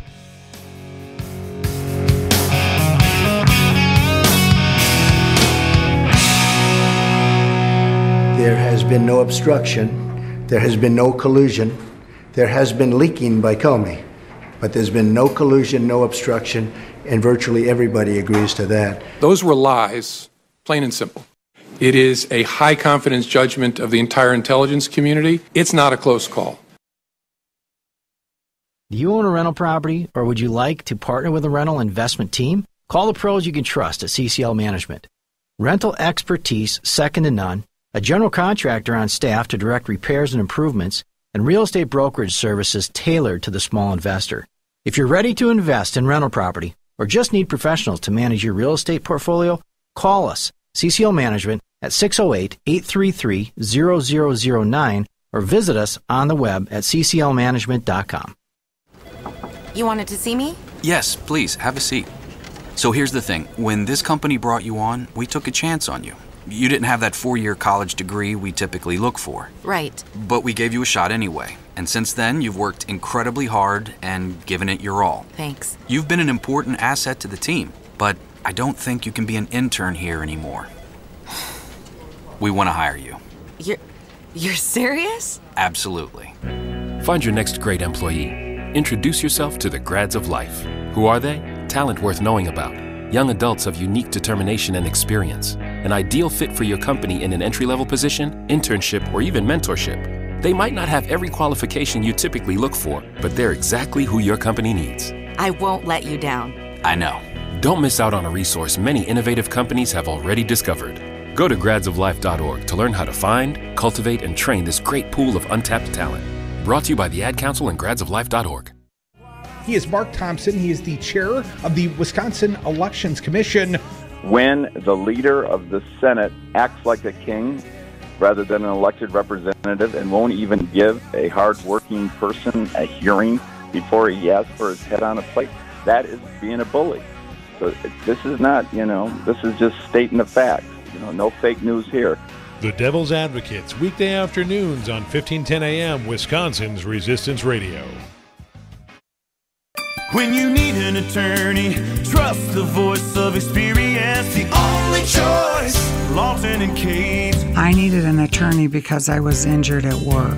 I wanted to find a reputable attorney. The results that I got with Lawton and Cates were very good. I'm very happy with the way I was treated and the end result that I got. Trust the voice of experience. Call the attorneys at Lawton and Cates. 282-6200.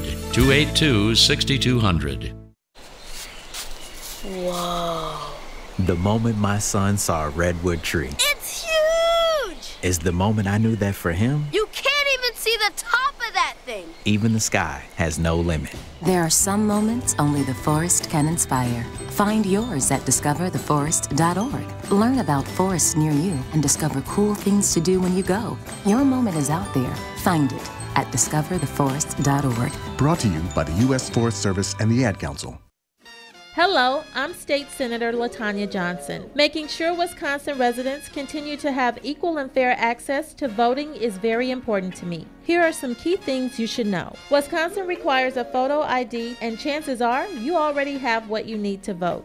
A Wisconsin DMV issued driver's license. You can use this even if it's revoked or suspended. A Wisconsin DMV issued identification card. A military ID issued by the U.S. Uniformed Services, or a U.S. passport book or card. You can use these items even if they're expired, as long as the expiration date is after the most recent general election held on November 8, 2016. For more information about registering to vote, please visit myvote.wi.gov or call the Wisconsin Election Commission Help Desk at 608 888-261-2028. We won't be taken for granted. This message was brought to you by WRRD 1510 AM.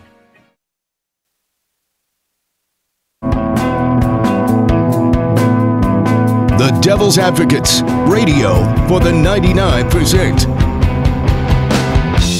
are back. Thank you for listening to the Devil's Advocates radio show live on Wisconsin's Resistance Radio 1510 AM WRRD, streaming live on YouTube, Facebook. We're on Twitter at Devil Radio and on the phones 844-967-2789. Dominic, I got an email I'd like to share, but I'm going to hold off until we continue with the headlines. The Post, Carol Linning and Josh Dossie reporting Mueller seeks to question Trump about Flynn and Comey departures. Sounds like obstruction to me, Dom. Special counsel Robert S. Mueller III is seeking to question President Trump in the coming weeks about his decisions to oust National Security Advisor Michael Flynn and FBI Director James B. Comey, according to two people familiar with his plans. We call those anonymous sources, right? Mueller's interest in the events that led Trump to push out Flynn and Comey indicates that his investigation is intensifying its focus on possible efforts by the president or others to obstruct or blunt the special counsel's probe. Trump's attorneys have crafted some negotiated terms for the president's interview with Mueller's team, one that could be presented to the special counsel as soon as next week, according to two people. The president's legal team hopes to provide Trump's testimony in a hybrid form, answering some questions in a face-to-face interview and others in a written statement. Those discussions come amid signs of stepped-up activity by the special counsel. Thank you, God. Last week, Attorney General Jeff Sessions was interviewed for several hours by Mueller's investigators, according to Justice Department officials. A spokesman for the special counsel's office, Peter Carr, declined to comment. They never comment, Dom. They're not the leakers. A White House spokesman referred questions to the president's legal team. Two attorneys for Trump, Jay Sekulow and John Dowd, declined to comment. Trudy, within the last 2 weeks, the special counsel's office has indicated to the White House that the two central subjects that investigators wish to discuss with the president are the departures of Flynn and Comey and the events surrounding their firings. Sounds like obstruction. Mueller has also expressed interest in Trump's effort to remove Sessions as Attorney General or pressure him into quitting, according to a person familiar with the probe, who said the special counsel was seeking to determine whether there was a pattern of behavior by the president. Behind the scenes, Trump has told his team of lawyers he's not worried about being interviewed because he's done nothing wrong. His attorneys also support a sit-down as long as there are clear parameters and topics. Dominic, Roger Stone, here's the conclusion of this piece. Roger Stone, a longtime informal advisor to Trump, said he should try to avoid the interview at all costs, saying agreeing to such a session would be a suicide mission. I find it to be a death wish. Why would you walk into a perjury trap? Stone said. The president would be very poorly advised to give Mueller an interview. We'll bring him just, no sworn testimony. Lies have to be permitted. More devil's advocates. We're going to take you to a new direction. The unelectable whiteness of Scott Walker and other topics. Russia, if you're listening, I have no idea. I have no idea. I don't know what I said. I don't remember. Steven. Who said that? Me, down here. Ugh, what are you, a yellow booger? I'm a banana slug, Steven. What are you doing in my room? I'm your sense of adventure. It's been a long time since we've had an adventure in the forest. Mom took me to the forest last year. I'm a slug, Steven. It took me a long time to get here. You're right. I should get out. Yeah, the forest is not that far away. Hey, Mom! Come to the forest where the more adventurous you lives. Check out discovertheforest.org for cool places nearby. Brought to you by the U.S. Forest Service and the Ad Council. It's important to buckle up your kids. I know. Sometimes car seats can be complicated. I know. And if your child's in the wrong seat and you get into a crash, I know. It could lead to a serious injury. I know. So you're 100% sure you have the right car seat for your child's age and size? I don't know. Don't think you know. Know you know. Car crashes are a leading killer of children 1 to 13. Make sure you have the right car seat. Visit safercar.gov/the right seat. A message from the National Highway Traffic Safety Administration and the Ad Council. Hello, I'm State Senator LaTanya Johnson. This year's primary will be held on February 20th, and the spring election is on April 3rd. We will not be taken for granted. Wisconsin Republican Attorney General Brad Schimmel claims he will further investigate the investigators of the John Doe 2 investigation because it was all a partisan witch hunt. Wisconsin State Rep Chris Taylor said this. There is absolutely no concern expressed by this Attorney General or these Republican legislators about the underlying criminal conduct that this corruption investigation revealed. Scott Walker was breaking laws. And Brad Schimmel fails to acknowledge the 6 criminal convictions, 4 felonies of the Scott Walker John Doe 1. Was that also a partisan witch hunt? One newspaper has done a good job. It's a national paper, the Wall Street Journal. And AG Schimmel filed an embarrassing hack partisan bull report where he's still looking for the leaker. Get a clue! Wasn't it Eric O'Keefe from Wisconsin Club for Growth? Well, I was born to do this. This message was paid for by the People for People Corporation. Donate online at p4ppc.org. P4ppc.org. I was on Zero Res Madison's Facebook page the other day, and they have almost 2,000 testimonials from local customers. Apparently, I'm not the only one stoked on how cool this company is. A green technology that actually works better and doesn't cost more. It's a no-brainer. I'm in. We are starting our own Devil's Advocates revolution to free your carpets from harsh chemicals and soaps. Call Zero Res today and ask for the Dom and Crute special 608-848-9000 or schedule online at ZeroResMadison.com. Zero Res, spell it forward or backward. It's the right way to clean. Join the Resistance, WRRD, Resistance Radio. Tune in Monday through Friday beginning at 7 a.m.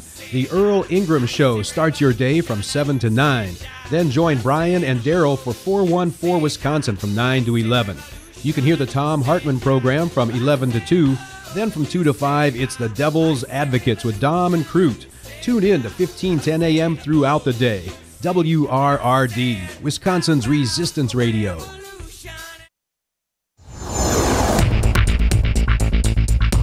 Good afternoon. It is 3:32 for 1510 a.m. WRRD, Wisconsin's Resistance Radio. My name is Brian Kelly. Once again, the state Senate has voted to oust the leader of the state's Ethics Commission, Brian Bell, and the head of the state's Elections Commission, Michael Haas. At the beginning of the debate, Senate Majority Leader Scott Fitzgerald said, quote, "I have no confidence in either of those agencies." Senator Fred Risser of Madison called it, quote, "a first-rate hatchet job." The two men found themselves fighting for their jobs because they both work for the same former government accountability board. That same board conducted the John Doe investigations into Governor Walker's campaign. That investigation resulted in 6 people being charged and convicted of several crimes, including theft and misconduct in office. Tonight, mostly cloudy, lows in the upper teens. Tomorrow, partly sunny, highs in the upper 20s. It's currently 29 degrees in Milwaukee and 27 in Waukesha. For 1510 a.m., my name is Brian Kelly. They'd like to take me out for a lot of reasons far bigger than just this election. Bring it? Oh, it's already been brought in. Dom and Crute are the Devil's Advocates.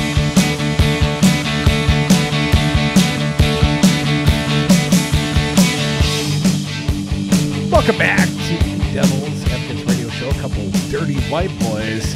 Dominic, we've got a caller holding. Let's take him first. And then I got some irony to drop upon you from the right. Lay it on me, brother. But let's take Mark from Prairie du Sac. Mark, welcome to the show. What do you got for us?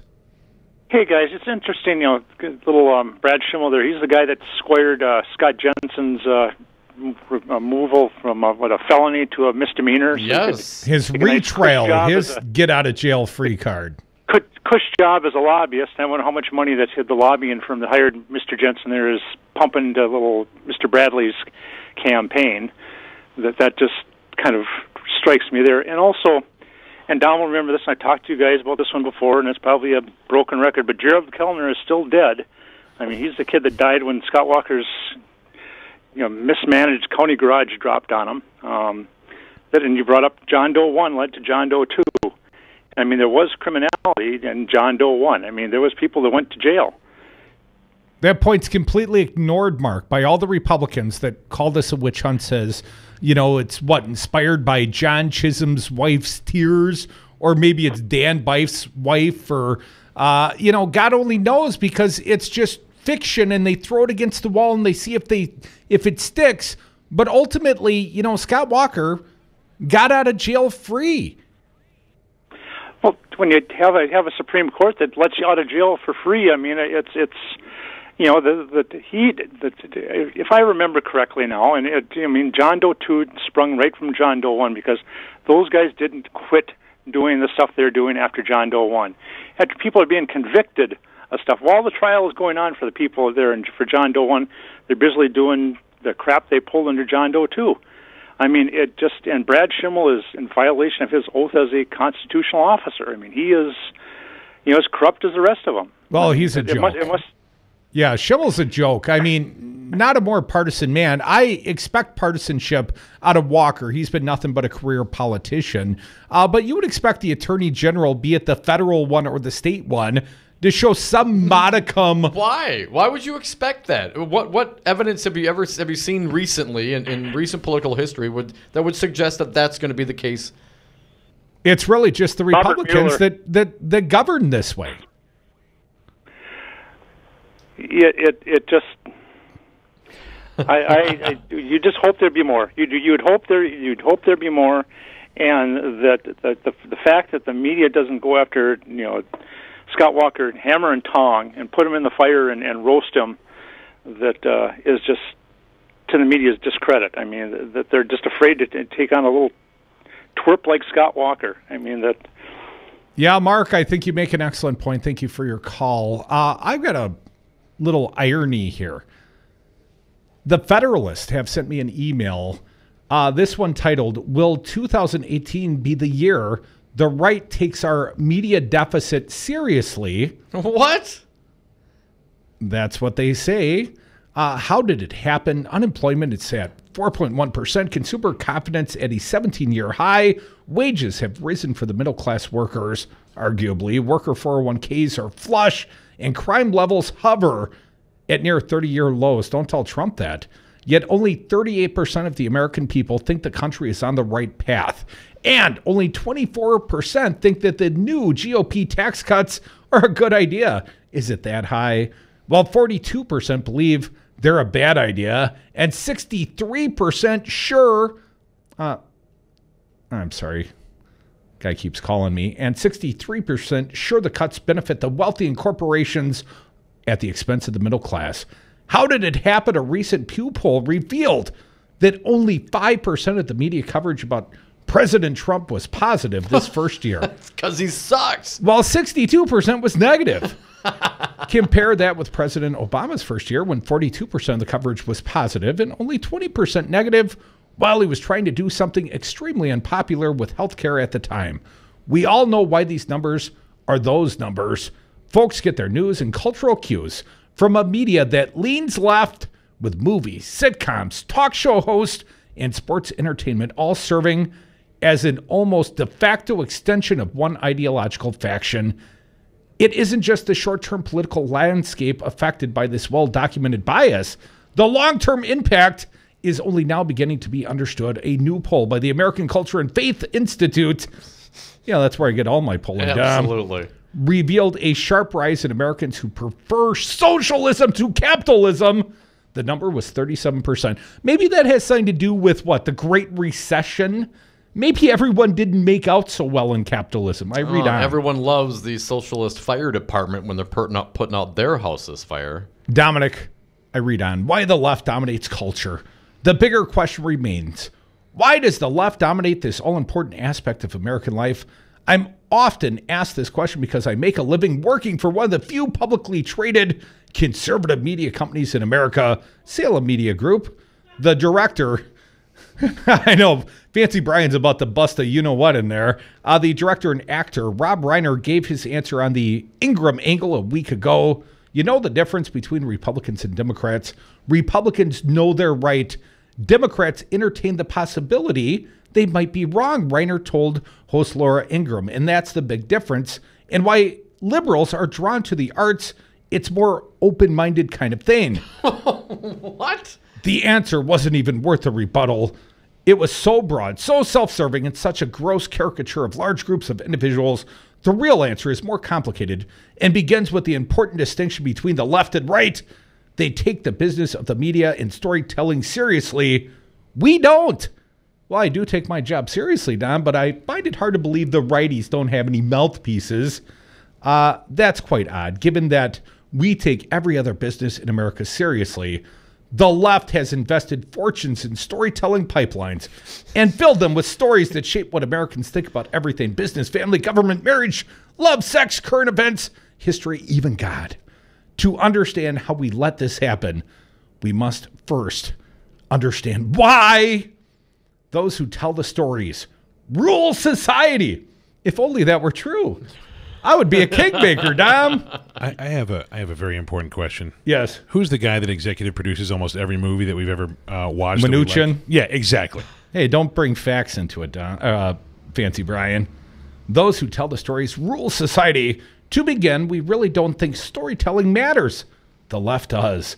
They know what Plato knew when he said, "Those who tell the stories rule society." The writer Paul Auster, thousands of years later, echoed Plato's words with these: "Stories shape reality and human beings." Auster understood it was the true power of the storyteller was its imitative power. Well, that's not grammatical. Maybe that's your problem, Federalist. Why don't we think storytelling matters? Deep down in our hearts, we think it's a silly vocation. It's not what serious people do with their lives. How do I know? How many of you would be happy if the child told you he or she wanted to be an actor or a writer? I know your parents weren't happy, right, Fancy Brian? Where does this person live? Let's say Alabama. I'll be there very soon. Wait for me. If that same child wanted to join the Marine Corps or start his own businesses, I know how you'd react. You'd be worried, but proud. What? Guess my parents would be proud. At New York University's Tisch School of the Arts a few years ago, Robert De Niro gave a speech to students about to begin their careers. He told some stories and a few jokes, but then he got serious. He implored the graduates to work hard, to be fearless. He said they were part of an important tribe called artists and storytellers, that their work would shape the life of America. De Niro spoke to them as if they were new Army recruits. To the left, they are! Their new careers in the arts, the way they view careers in the arts the way we view careers in the military and business. They really believe in this stuff. We don't. Rather than competing, we whine. Another reason we don't invest in storytelling in the media is not as well understood. We instead spend tens of billions of dollars over the past 20 years on think tanks. That's right, tens of billions, because we actually believe that facts and logic alone, our superior arguments alone, would win the national narrative, and we call our opponents elites, ? That misallocation of capital has cost us and cost us dearly. When we do finally invest in the media, we do it by pouring billions into political ads. Every election cycle, this, oddly enough, funds our political opponents' media platforms and content, and we're the smart guys. No disrespect to the PhDs and the politicians, but asking them to shape the national narrative is like asking NFL linebackers to be ballerinas. Rather than do what we naturally do in any other business category, which is compete, we've chosen an unattractive alternative: whining. Given the media ownership can change the world and make a profit, you'd think we'd start sinking vast fortunes into this space and turn what has always been a cost center, our billions spent on political ads, into a revenue center like the left does. But because we really don't believe storytelling matters, we don't. We just whine and complain, and then whine and complain some more. To be fair, we have lots to whine about. When's the last time you saw a businessman cast as a good guy? And what about Trump? And a bureaucrat or trial lawyer as a bad guy on TV? Or a good guy priest and a bad guy union boss in a movie? That's right. Hold your breath. 1984, Ella Kazan's On the Waterfront. Dom, I will spare you. Thank you. The ongoing ramblings of this group. But they basically are encouraging the righties to finally get around to investing in some media outlets. Let's call it right-wing talk radio. Like right-wing talk radio here in the number 40 market in America, Milwaukee. That's where we're broadcasting. There's no right-wing talk radio to be found here. Dom, no advocacy radio of any sort. There's two. Count them, 1, 2, two right-wing talk radio formats right here in Milwaukee. Oh, that's right. There are two, WISN and WTMJ. There are two right-wing talk radio outlets. In Madison, there's just one, WIBA, AUB. They got strong signals. They seemingly dominate the commentary. They villainize anyone of color, certainly in this city. And I would say, Dom, they have been the platform that has kept Scott Walker in politics, in success, and in the governor's mansion for at least the last 6.5, 7 years. The air support, as former Milwaukee County Sheriff David A. Clark used to say. Well, Dominic, I want to revisit a little story that was published a few years ago. This one, Alec McGinnis. We had him on our show in 2014, somewhere thereof. That's the last time Scott Walker was running for re-election. Alec McGinnis, June 15, 2014, published a piece at the New Century, The Unelectable Whiteness of Scott Walker. And this was sort of a prelude to Scott Walker's failed presidential campaign, because outside of right-wing talk radio, Scott Walker really doesn't play very well. I mean, even in Iowa, they found him quite boring. To be boring in Iowa, you got to be pretty white bread ham sandwich. Well, and Miller Lite boring. You got to love Governor Walker. When he went to Iowa, of course, the protesters followed him down there, and I literally have a screenshot of him trying to grab the sign out of a protester's hand, literally trying to stop their free speech. Well, our buddy Pizza Box Mike, he was at that Iowa State Fair, August of 2015, I believe it. Casey Hunt from MSNBC, we met her on the road. She asked Governor Scott Walker about the wall, and he was all ready to build the northern wall that weekend. That's something to look into. Surprisingly, he did not last as a presidential candidate, despite the air support he received here in Wisconsin. Let's talk more about the poor right-wing talk radio. It's a lefty monopoly. How do they compete? We'll be right back. More Devil's Advocates, WRD Resistance Radio. How does this relate to our discussion of the uses of irony? Make a resolution, Milwaukee, to eat your fruits and vegetables. Go to the new Pete's Fruit Market on Martin Luther King and North Ave. Find the freshest fruit, always the perfect peach. Pete's Fruit Market is a brand new, modern, full-service grocery with an in-store butcher shop. Go see the manager, Vidal, for daily specials at the new Pete's Fruit Market on North Ave in MLK. Tell them that the Devil's Advocate sent you. Have you outgrown your house? Are you sick of apartment living? Not ready to buy but know you need to move? Hi folks, this is Tom Hartman for CCL Management in Middleton. You should consider moving up to one of the finer rental homes CCL Management represents. Unique houses and condos, always clean, most are pet friendly. Visit cclmanagement.com today to find your new home. CCL Management, Dane County's premier leasing and property management company. Call CCL Management at 833-0009. That's 833-0009 or visit cclmanagement.com today. Have a drink at Regano's Roman Coin. This neighborhood corner tavern is as classic as the street it occupies. Family owned and operated since 1966, Regano's Roman Coin is located in a former Pabst Tide House on historic Brady Street, serving an array of craft beers with a focus on Wisconsin breweries. Also, weekly drink specials, trivia on Wednesdays, seasonal sporting events, parties hosted for all occasions, and pet friendly. Open 11 a.m. Tuesday through Friday, 10 a.m. Saturday and Sunday, closed on Monday. Regano's Roman Coin, Milwaukee's pet friendly, cash only order and classic corner tavern.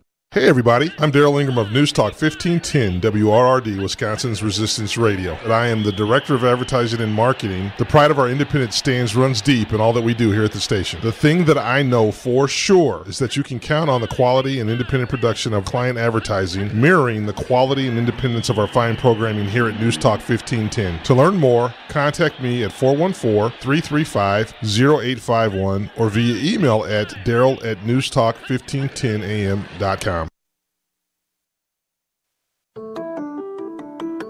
If you're like a lot of companies, you know you need IT, but you aren't sure where to start. That's where Five Nines comes in. Hi, I'm Todd Stryker, President and CEO. For almost 15 years, Five Nines has been providing IT solutions to companies just like yours. We'll show you the solutions that are right for your business and give you the roadmap to success in the future. Find us at fivenines.com. That's the number 5, NINES.com. Hi, I'm Crudy. I'm here with my friend Tom Alonzi, Principal Officer with Teamsters Local 200. Tom, why are you union strong, Teamster strong? Well, because, Crudy, the Teamsters are the most powerful labor union in North America with 1.4 million members, standing together for better wages, benefits, and working conditions at their respective places of work. Tom, what are the unions going to do for the next generation? The same things we Teamsters have done for the generations before them, Crudy. Give them respect, dignity, and representation with a legal binding contract with their employer, not just the empty promises of an ever-changing employee handbook. Tom, if people want to know more about the unions or joining the Teamsters, what do they do? Well, Crudy, they can simply call Teamsters Local 200 at 414-771-6363 and say, I'd like to know more about becoming a Teamster. Or they can go to our website at teamsterslocal200.com. Be union strong. Stand with Teamsters Local 200, like News Talk 1510 AM and your friend Crudy. They'll challenge your authority because that's what kids do. But this car is your territory. And in here, your word is law. So when you say you won't move until everyone's buckled up, you won't budge an inch until you hear that click. Never give up until they buckle up. A message from the National Highway Traffic Safety Administration and the Ad Council.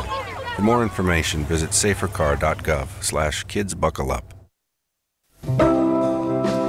I believe that I'm being called to lead by helping to clear the field in this race so that a positive, conservative message can rise to the top of the field. Kicking ass and taking names since the Wisconsin Uprising. Dom and Crute are the Devil's Advocates. And we are back. Thank you for listening to the Devil's Advocates radio show. We stream it live on YouTube and Facebook, on Twitter at Devil Radio, and on the phones 844-967-2789. Dominic, we're going to celebrate our 1-year anniversary as a radio station, WRRD 1510 AM, soon to be the greatest FM in Milwaukee history, 101.7. But we are going to celebrate our first anniversary, February 1st, 2018. Will mark 1 year in business. And Dom, I don't know if you recall, because your memory often fuzzy. Yeah, that happens. But we, as a radio product, are also celebrating approximately 6 years in business. The Devil's Advocates, this little show started end of January 2000 and what, 12? Yeah. I got to say, this is almost the longest job I've ever had in my life. Oh, it's hardly a job. Jobs pay you. This is more of a pursuit. Hobby. Good times. This station is now the ultimate power in the universe. I wish it were the ultimate power of the universe. We hope to be there soon. Let's take our friend Wisco Paul, and then I'm going to make a few more points about the poor, downtrodden righties and their lack of media outlets, especially in the radio industry. 844-967-2789. Paul, welcome to the show. What do you got today? How you doing, Paul? Good. Good afternoon, Devils, and you have to be kidding me. There is, I repeat, there is no left radio in the state of Wisconsin except for one station, WRRD. That's it. And there's a lot of people that listen to you guys now, and I think the GOP is starting to fear that, because I've said this before on your station. I can call Right Radio, and there's a lady in particular in Madison that has a program, and she will not let me on the air because she says doesn't want to hear anything that's not about her narrative. So I don't know where people get this stuff from, but you guys are doing a great job, and I think the Democratic Party, I'm so mad I can hardly talk. The Democratic Party is starting to figure out that they have lost the narrative and they need more AM FM stations to get their message out there. And all media is good, but I don't think they understand how important it is to have AM radio. When you have the other side just beating the drum every day, and these grumpy old people, they run around and beat this narrative. They do it to the death, and they pull these young people out. I mean, most of it's lies. It's like Trump and Walker. There's no difference. Only Walker doesn't swear as much. It's the same as Schimmel and Sessions. There's no difference. They're both liars. They can look right into your face and they lie. It's just lie after lie. And, you know, I got to calm down. I'm on board with a lady who's a very good caller. You had her yesterday in our program, on your program. I mean, not I did. I bet you're talking about Jeannie from Eau Claire. Yeah, she's awesome. Hey, and one more thing before I hang up. Thanks for having Mary Arnold in on your program yesterday. She's going to do a good job down in Columbia County. So, hey, I get wound up when I hear this stuff because I've been beating this drum to the Democrats and to the Independents. There's a lot of people in the middle that like to listen to your station, but they don't call in because it's not an easy thing to do. Like me today, I'm off the deep end. I'm almost screaming into the phone. So, hey, you guys have a great day. Keep up with your bye. Wisco Paul. Keep it on the road, buddy. Thanks for the call, man. Dodge the potholes out there, Wisco Paul. We do take all callers, and I will say that. I understand some conservative shows maybe screen their calls. Brian, don't ever screen the calls. Make sure they're sober enough to talk. But, you know, we'll take them all. It's a very low standard. It's a low Can't bar. guarantee, buddy. Can't guarantee. I, like Wisco Paul, have been banned from Right Wing Talk Radio in Madison. You keep trolling them all the time, Crudy. It's because I'm smarter than their hosts. I do their job better than they do. At least I get them talking. I'll line up calls for hours on Right Wing Talk Radio with one short, brief Well, if you can call. find any right-wing talk radio in Wisconsin, according to the Federalist Society, perhaps the conservatives like, you know, the Koch brothers or the Bradley Foundation, perhaps they need to start, investing more? Maybe we need a third right-wing conservative talk radio station in the Milwaukee metro market. Dominic, Alec McGillis, I just want to read one paragraph. I want to jump into this piece. This interpretation of Walker's appeal could hardly be more flawed. He has succeeded in the sort of environment least conducive to producing a candidate capable of winning a national majority. I'll say, over the past decades, Walker's home turf of metropolitan Milwaukee has developed into the most bitterly divided political ground in the country, the most polarized part of the most polarized state in the polarized nation, as a recent series by Craig Gilbert in the Journal Sentinel put it. Thanks to a quirk in the 20th century history, the region encompasses a heavily Democratic and African-American urban center and suburbs that are far more uniformly white and Republican than those of the northern city. Damn it, man, I'm not going to get to even this chock full of information paragraph. I tell you what, let's continue this topic after the break. More Devil's Advocates, the happy hour, it's coming. You know, on this only lefty outpost of rebellion and resistance in Wisconsin, WRRD. They won't write stories about it. They won't even talk about it. This station is now the ultimate power in the universe. I suggest. Going through divorce is a very emotional time in someone's life, and when I went through my first divorce, I really needed someone to help me through the legal aspects of what my rights were. That's why I got in contact with Lawton & Cates. The attorneys at Lawton & Cates. It's who you turn to for legal advice. 282-6200 or lawtoncates.com. When you need an attorney, trust the voice of experience. The only choice, Lawton & Cates. I'm Andy Buck, and I'm proud to be union. Tell me about the underground economy. Well, the underground economy is essentially workers being exploited, and they're being exploited all over the state. They're working for no benefits, no retirement, and if you don't join your brothers and sisters, you don't respect your craft. Andy, why should I hire union? Crudy, you should hire union because you want the job done right the first time. We represent the highest skilled, safety-trained workers in the industries that we represent. Glazers, painters, and drywall finishers. Join us. Painters and Allied Trades, District Council 7. Only in the forest can you see this. And this. And this. But nothing beats the moment you see that. Cool! That's your child's eyes opening up to a world of possibilities. I didn't know it could do that! Because one trip to the forest can spark a world of difference. There are some moments only the forest can inspire. Find yours at discovertheforest.org. Learn about forests near you and discover cool things to do when you go, like hiking, canoeing, fishing, or camping. Or create your own adventure with family and friends, and you might just see this. Your moment's out there. Find it at discovertheforest.org. That's discovertheforest.org. Brought to you by the U.S. Forest Service and the Ad Council. You are listening to Wisconsin's Resistance Radio, WRRD, 1510 AM, Waukesha, Milwaukee. Who's engaged? Who's talking? I'm Rich Johnson.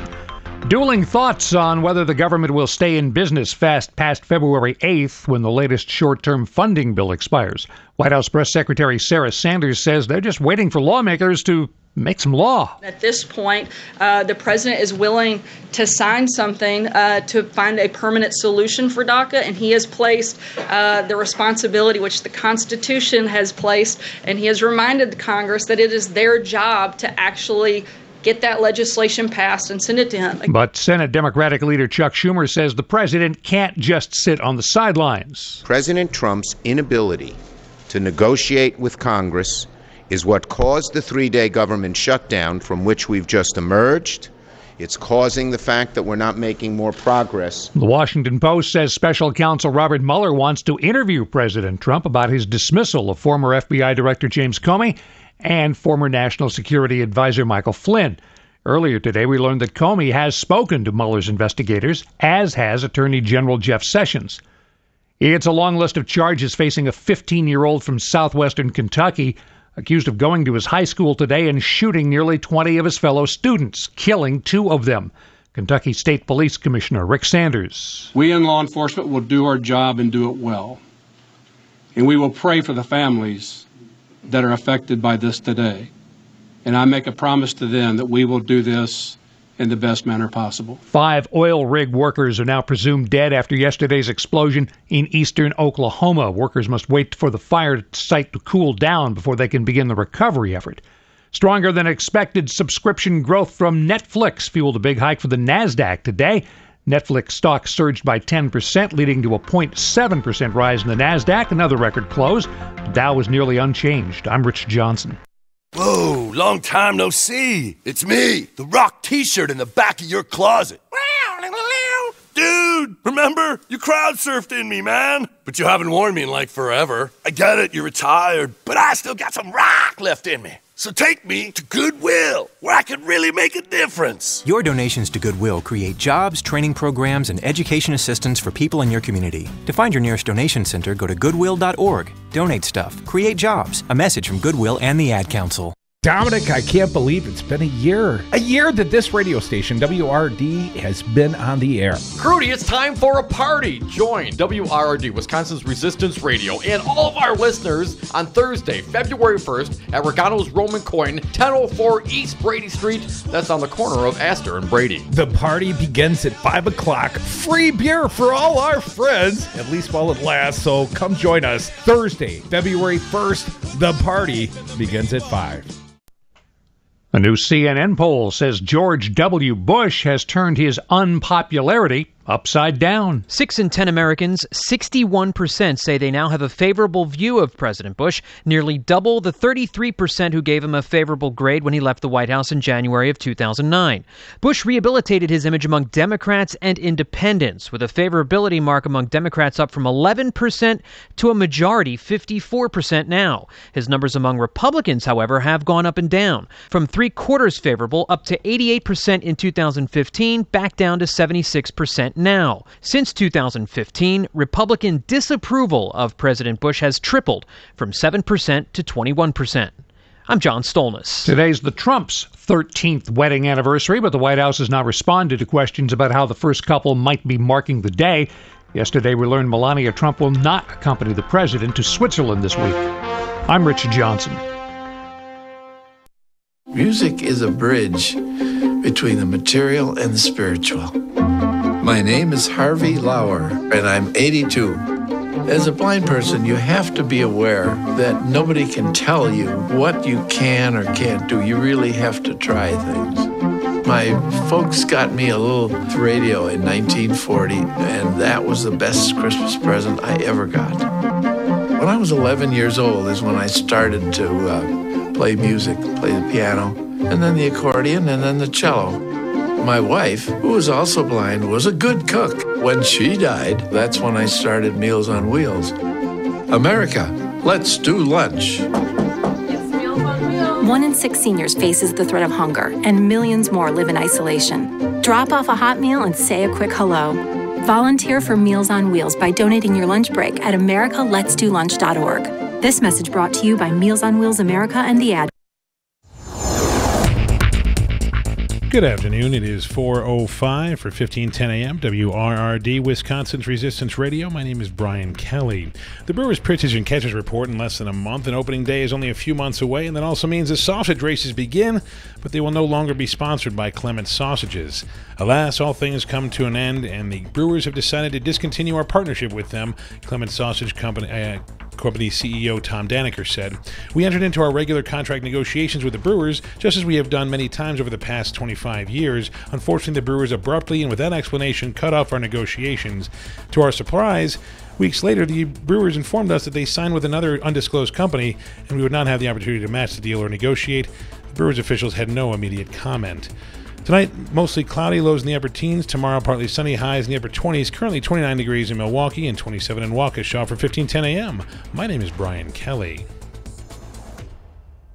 The following program is a presentation of DC Communications, LLC. Warning, you are about to listen to the greatest radio show ever. And due to contractual obligations and to shield our airwaves corporate licensees from any semblance of liability, responsibility, and gullibility, we must tell you the views represented on this show are not necessarily those of this station or its management. This radio show contains differing points of view on current political topics, and due to the nature of its contents, it should be heard by everyone. Thank you for listening. Now live from the heart of liberal Wisconsin, where the political party is just beginning, welcome to the Devil's Advocate Show. Best friends proving it's never personal, only politics. Please allow me to introduce myself. Now here are your hosts, Dom and Crute. Welcome back to the Devil's Advocates Radio Show. Dominic, we're sliding into the 4 o'clock happy hour. And it's gotten a little happier because I've booked a guest for 4:30. It's Jay Heck. Jay is, I believe, Common Cause of Wisconsin. Jay is going to join us and discuss the firing without due cause or hearing of the elections commissioner, Michael Haas, and Brian Bell. The partisan witch hunt continues in the state of Wisconsin. Jay was around when they created the GAB in response to the caucus scandal. Now they've destroyed the GAB in response to the John Doe 2 Walker corruption scandal. Well, because, that corruption scandal impacted the Republicans, and, you can't have that. So you got to get rid of the independent board, the nationally renowned Government Accountability Board, replace it with a partisan board, and that partisan board, 3 Republicans, 3 Democrats, they decided to vote for an administrator, in this case Michael Haas, who came over from the GAB, and they give him all of their support, unanimous support from Republican appointees and Democratic appointees. And yet today, the Wisconsin State Senate voted to essentially fire him, although I'm not clear that they have the authority to do so. We'll talk to Jay Heck at 4:30. We'll get his opinion. Dom, I want to come back. Right-wing talk radio, those poor whitey righties, man, they barely got only 2 outlets in Milwaukee. Yeah. The 2 most powerful AMs in the city. Poor guys and predicated girls on over there. wattage, not talent, obviously. But we've got a pretty strong, at least AM daytime signal. We'll add an FM soon. I think we'll take a competitive advantage of sorts. But don't tell me the lefties somehow have all of the investment going on. Dom, I would point out, a year ago-ish at this time, we got fired. And when I say we got fired, we didn't get fired. They stopped cashing our checks over at Heartless Radio. We got fired, i.e. stop cashing our checks, on Election Day 2016. And I've kicked around in my head many times, what happened? What'd we do? I think we were too damn good, honestly. I say this in all sincerity. We as an independent product, we're kicking right-wing talk radio's ass in Madison. I'm talking to you, Vicki McKenna. She of WISN fame as well. And worked down the hall from us at the same time. And we had better guests and obviously a much more dynamic show each and every day. Obviously. And it showed in the ratings. But when they canned us, Dom, I knew that wasn't right. I knew that we had more to say. And I thought to myself, man, Donald Trump, the president, Scott Walker Stoll, the governor, we lefties must have a platform, at least to respond, at least to force other media to hear our point of view. And started looking for a radio station. How do we lease a station? I mean, hell, we had a contract to fulfill. We had obligations outside the state of Wisconsin, but we didn't have an outlet here. So I called a guy, Good Karma. He decided to not lease me a station, but sell me a station. We made a deal, and obviously that came to fruition. At least we started this little crazy jaunt about a year ago, February 1st of 2017. And I can tell you what, Dom, my attitude was this. I looked at the likelihood of success in business and said, hey, I'm one guy. I'm literally one guy. My family's resources are the thing that helped us buy the station. But ultimately, it's just my life savings, home equity, and left kidney securitizing this collateral. At least it's not your liver.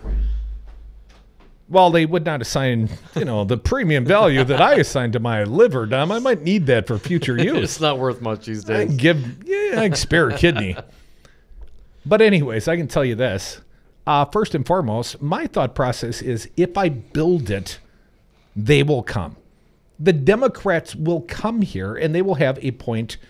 And we do try to lead the facts. We try to cite sources. We try to get it right. That's something I'm not so clear they do on the right. I would say genuine curiosity. And yes, absolutely looking for the facts.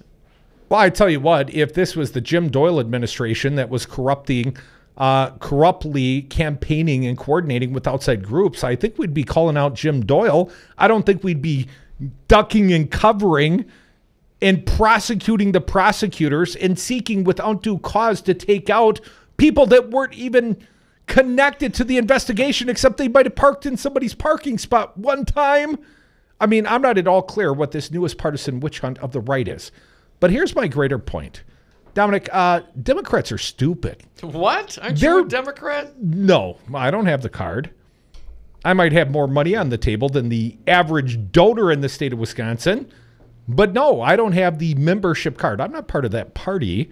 Any smart party wouldn't have me anyways, Tom. But I'm not at all clear. I mean, we've seen evidence. Vox did, and there was a pretty comprehensive profile that was done after the last election. You know what they figured out? What's that? Once the general election rolls around, it's too late to change hearts and minds. Right. The campaigning, it doesn't work. The only thing it might do by the time the general election comes around, you might get out the vote. Well, the righties, they know that, Tom. They've got right-wing talk radio. And if nothing else, right-wing talk radio is a get-out-the-vote mechanism. And it does its job very successfully. Just look at the electoral outcomes here in the state of Wisconsin, starting with the WOW counties. So anyways, I had this opportunity. There was a station near Madison, my hometown, cheaper, more affordable, more in the broke-ass guy's price range. Or there was this more expensive, this superior AM daytimer signal here in the Milwaukee market. And I looked at what it was that was my goal. Wasn't get rich quick. That ain't going to happen in radio. I know that. But my goal, Dom, was to at least give the lefties, the Dems, the progressives, a fighting chance to respond with facts, to have a platform where they're not going to get crippled or cut off at the knees by a right-wing talk radio host. So that's what I thought was important. I looked at Milwaukee and I looked at the electoral outcomes and I looked at African Americans that stayed home in 2016. They voted in 2012. And you could lay it on voter ID. I have no doubt. Nefarious intent of Republicans to suppress the vote. No doubt. But I also look and say, you know what? The last black radio station that had any impact on the community closed in Milwaukee in 2013, 1290 I reference. So you've got no portals, no platforms for African American voices in Milwaukee that aren't bought and paid for by the right. No offense to the shysters that are running the one station still operating at 250 watts. But my greater point is this. You can't tell me that the right doesn't take care of their platforms. Americans for Prosperity. We know this. We looked it up. Public record. You got to disclose who's spending political money with your radio station. So I looked at my competition. Americans for Prosperity across the street over at WISN. Not the cool Brady Street, but you know what I'm saying. The ideological street. $500 a minute. They're selling ads to Americans for Prosperity. Whew. Last year, not even an election year. Americans for Prosperity are just giving them, what, donations? Just creating a platform, making sure they grease the skids for the right-wing message to come? Lefties, they don't spend money. You hear any candidate political ads on this station? No. There are none. The only good politic and the only educating of the Wisconsin people going on currently are our friends at the People for People Corporation. Now, outside political spending, it's not happening on this side of the street. Is that because we don't have any lefties raising money? No. I see. No, hell no. Tammy Baldwin's raising millions. Randy Bryce, the Iron Stash, suddenly he's Hollywood. He's raising millions. Hell, even these smaller office people are raising hundreds of thousands of dollars. The gubernatorial field has raised over $1 million cumulatively, like $1.4 million, more than Mary Burke did individually as a candidate in 2014. So they ain't broke. But they're going to wait until the general election, Dom, when history tells us and comprehensive research tells us there's no effective impact. And not only are they going to wait till the general election, they're going to pay through the nose for those ads. And if they go to television, they'll pay more. But they don't even spend money on the radio unless they're going to respond to what? Negative ads coming from the right. So they turn around, Tammy Baldwin Super PAC specifically, and they spend $26,000 on the right side of the street as well. It sounds exactly opposite of what the Federalist guy was saying when we talked about that article. So we know the wheels are well greased. I mean, Tammy Baldwin, she feels like, or at least her Super PAC media buyers from D.C. feel like, well, she's being attacked. We got to spend $25,000 a month answering those attacks on right-wing talk radio, effectively strengthening the platform of the right so they can villainize her in the election. Now, I pointed that out before. Wait, if I may. But yes, the villainize her in the election, but given the platform that and every day in between. As soon as one of those ads would run, the conservative host on that station would rip on the candidate. They would use the Tammy Baldwin ad as an excuse to rip Tammy Baldwin. They do it with frequency and constancy. But the Democrats, who, if they look at any of the research coming out of the last elective process, will know they can't affect people's hearts and minds in the general election. They're going to all wait. Apparently, Dom, and I'm talking about a field of, 10 serious gubernatorial candidates. You got Tammy Baldwin, you got Iron Stash, you got like 3 or 4 other congressional candidates, and of course all the statewide office wannabes on the Democratic side. None of them are running campaign ads. None of them are crafting a message about themselves. Instead, they're all waiting for what? Dark money to flow in on the other side, and the right will shape the message on behalf of the left. They will tell you all about Mary Burke, or insert your current Dem that wants to be the next governor here. You're going to hear all about them. They're going to shape the message on behalf of the Dems, because the Dems aren't out there while people are still pliable and while their opinions can still be shaped. The Dems aren't spending any money. And while I thought if I built it, they would take advantage of this platform, we're very cost affordable. This is a hell of a value relative to the very expensive righties. But they don't get it, Dom. They're stupid, because they're going to let outside dark money shape your opinions of their candidates, and then they're going to wait and they're going to pay a premium like a month before the election, and they're all going to be competing for the same time at these premium rates, and they're going to make sure that right-wing, heartless talk radio gets fat and sassy on lefty dollars. And that's the best plan they've come up with. And I know there's a wave afoot. I mean, I sense it. The listeners, the people that hear my voice right now, the non-politicians, it's out there. This wave, it's brewing. The blue tsunami, it's coming. But I would think that Democrats would want a platform such as this, that they would want to join us, that they would understand the sacrifice that my family has made to provide this platform, and yours and Fancy Brian's. I mean, I don't diminish the sacrifice that anyone that works here, because you're all underpaid. I know it. I write your checks. Nobody's getting paid fairly. We're all doing this, what, out of passion? Out of political will? Well, maybe I should be like the righties. Maybe I should just get paid. Why would I care about the Democratic outcomes? I should wait for the dark money. Scott Walker could literally call me today and buy all of my ad time between now and the election day at pennies on the dollar, and there's not a damn thing I could do to stop him, because the Democrats, they don't bother buying ads. They're going to let the right shape the message and tell you all about the left. And Scott Walker, he's going to have millions and millions to do it with. Come back with us. More Devil's Advocates, WRD, Broke Ass Radio. If you build, you will come. Well, I have a microphone and you don't. So you will listen to every damn word I have to say! This station is now the ultimate power in the universe. I suggest the Democrats use it. Evil will always triumph because good is dumb.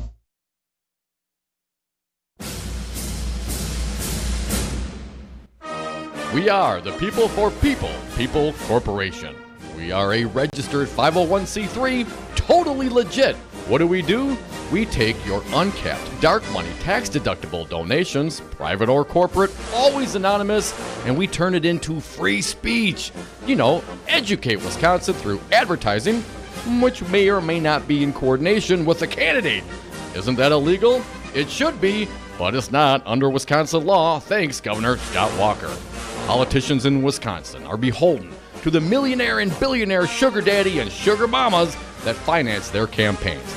Time to make them beholden to we the people for People Corporation. Give your tax-deductible donation to the real patriots, the People for People Corporation, P for ppc.org, P, the number 4, ppc.org.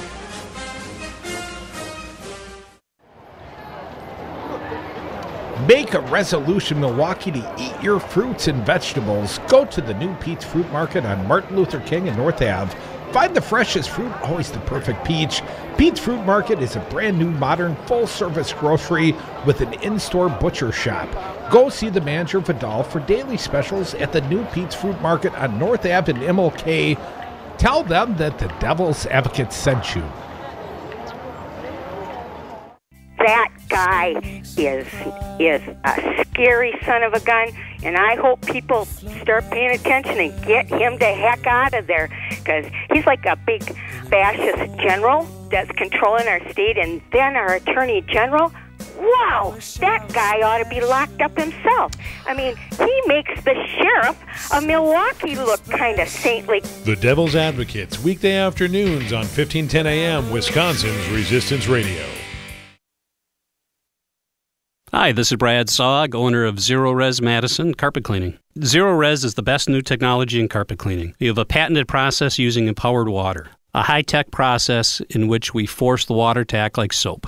It doesn't want to stay in that state. It's jacked up and it's angry and it wants to hit the dirt and then it neutralizes. When we're done, all that's left in your carpet is just light moisture. In the end, you get the cleanest, greenest, healthiest carpet cleaning available. Call us at 848-9000. Zero Res. Spell it backward or forward. It's the right way to clean. Businesses today thrive and survive with technology. At Five Nines, we provide businesses with the IT tools they need to stay relevant. We offer enterprise-level solutions at competitive prices. I'm Todd Stryker, President and CEO of Five Nines. Let us manage your IT so you can focus on more important things, like running your business. Check us out at fivenines.com. That's the number 5, NINES.com. In the wake of a disaster, what one thing can you send that will help people the most? A blanket, a tent, a sandbag, a doctor. Actually, if you send a monetary donation, you send all these things. Even a small donation can make a big impact and can quickly become exactly what people affected by disaster need most. In the wake of a hurricane, your monetary donation can make a huge difference to those in need. To donate, visit supporthurricanerelief.org. That's supporthurricanerelief.org. Brought to you by the Ad Council. Why was the basketball court all wet? Because the players kept dribbling on it. The dad joke. Corny, groan-worthy, but also one of the simplest ways to share a moment with your kids. What did the buffalo say when he dropped his son off for school? Bye, son. So take a moment to make your kid laugh, because dad jokes rule. Make your kid laugh today. Go to fatherhood.gov. Brought to you by the U.S. Department of Health and Human Services and the Ad Council. The Devil's Advocates, because it's always 420 somewhere. And we are back from the 420 break. Give us a call. Let us know your thoughts. 844-967-2789. Dominic, I wanted to put a quick bow on this thought that Democrats and liberals are stupid. Dark Money's High Court candidate Michael Skronik blows off candidate forums, bets on special interest money. Bruce Murphy, Urban Milwaukee Online Daily. Here's basically what it says.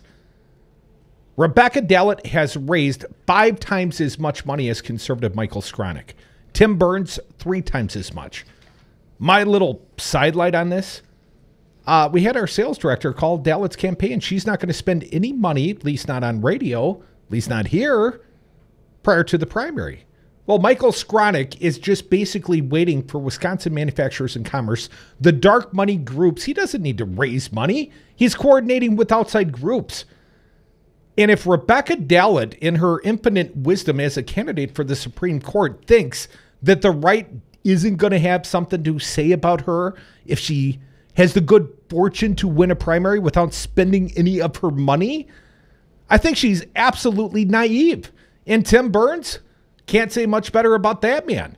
Tim Burns might have the support of the Bernie-crats, but you still got to win an election, sir. And these are off-year elections. And if you want the righties to shape your message, you guys just wait. Because if they come spending, I must accept their money. And it will be on this station, and they'll be saying negative stuff about you, and I will cash those checks because law says I have to.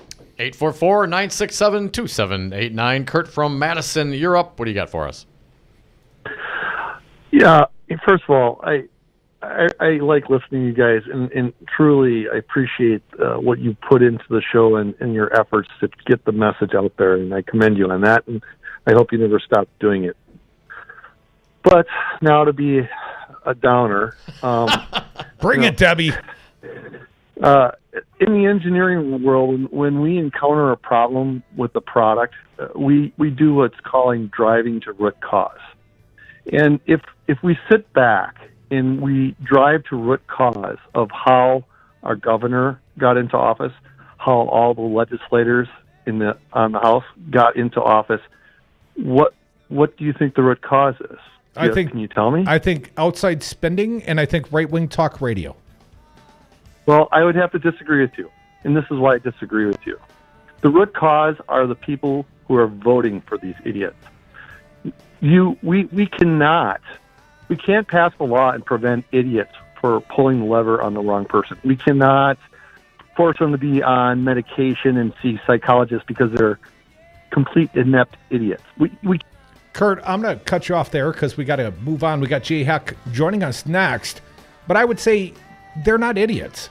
Perhaps they are misinformed by the Rush Limbaughs, the Mark Bellings, the right-wing talk radios of the world. If you get all your information from Fox News and ISN, you're bound to be misinformed. Come back with us. And Jay Heck. What am I doing? When you need an attorney, trust the voice of experience. The only choice, Lawton and Cates. I needed an attorney because I was injured at work.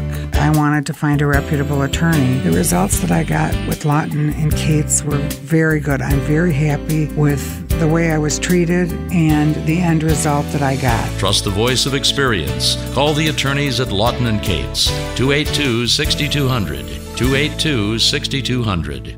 it's a lot easier to measure how many times students use a semicolon correctly in an essay. Educated educators talking education. Than it is to measure how many wonderful ideas are in that essay. Busted Pencils. There is no teacher shortage. With Dr. Tim Slecker. There is a teacher exit. Featuring Matt Damon's mom. You want to know what my mom would say? We've had an intrusion into education. Busted Pencils Radio. Saturdays at 11 on Resistance Radio.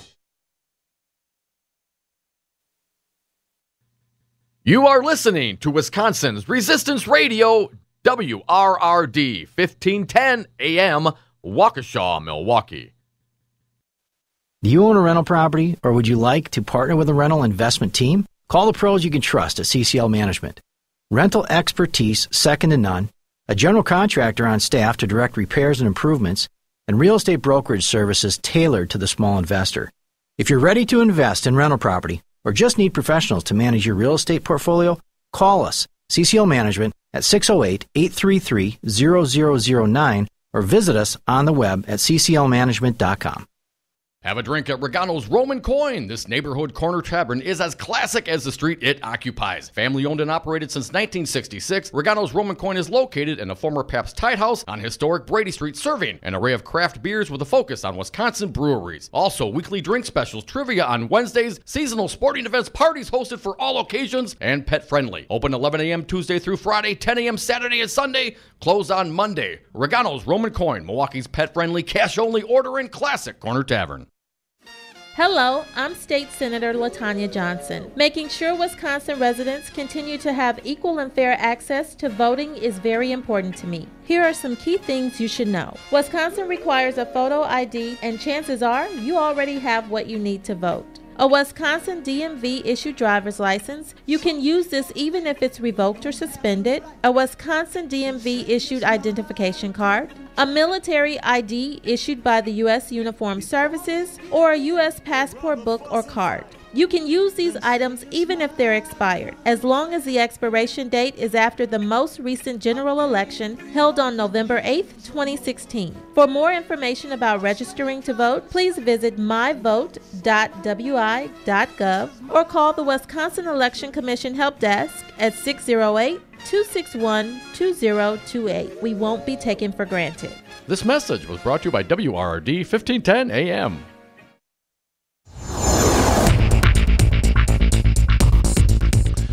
Good afternoon. It is 4:32 for 1510 AM, WRRD, Wisconsin's Resistance Radio. My name is Brian Kelly.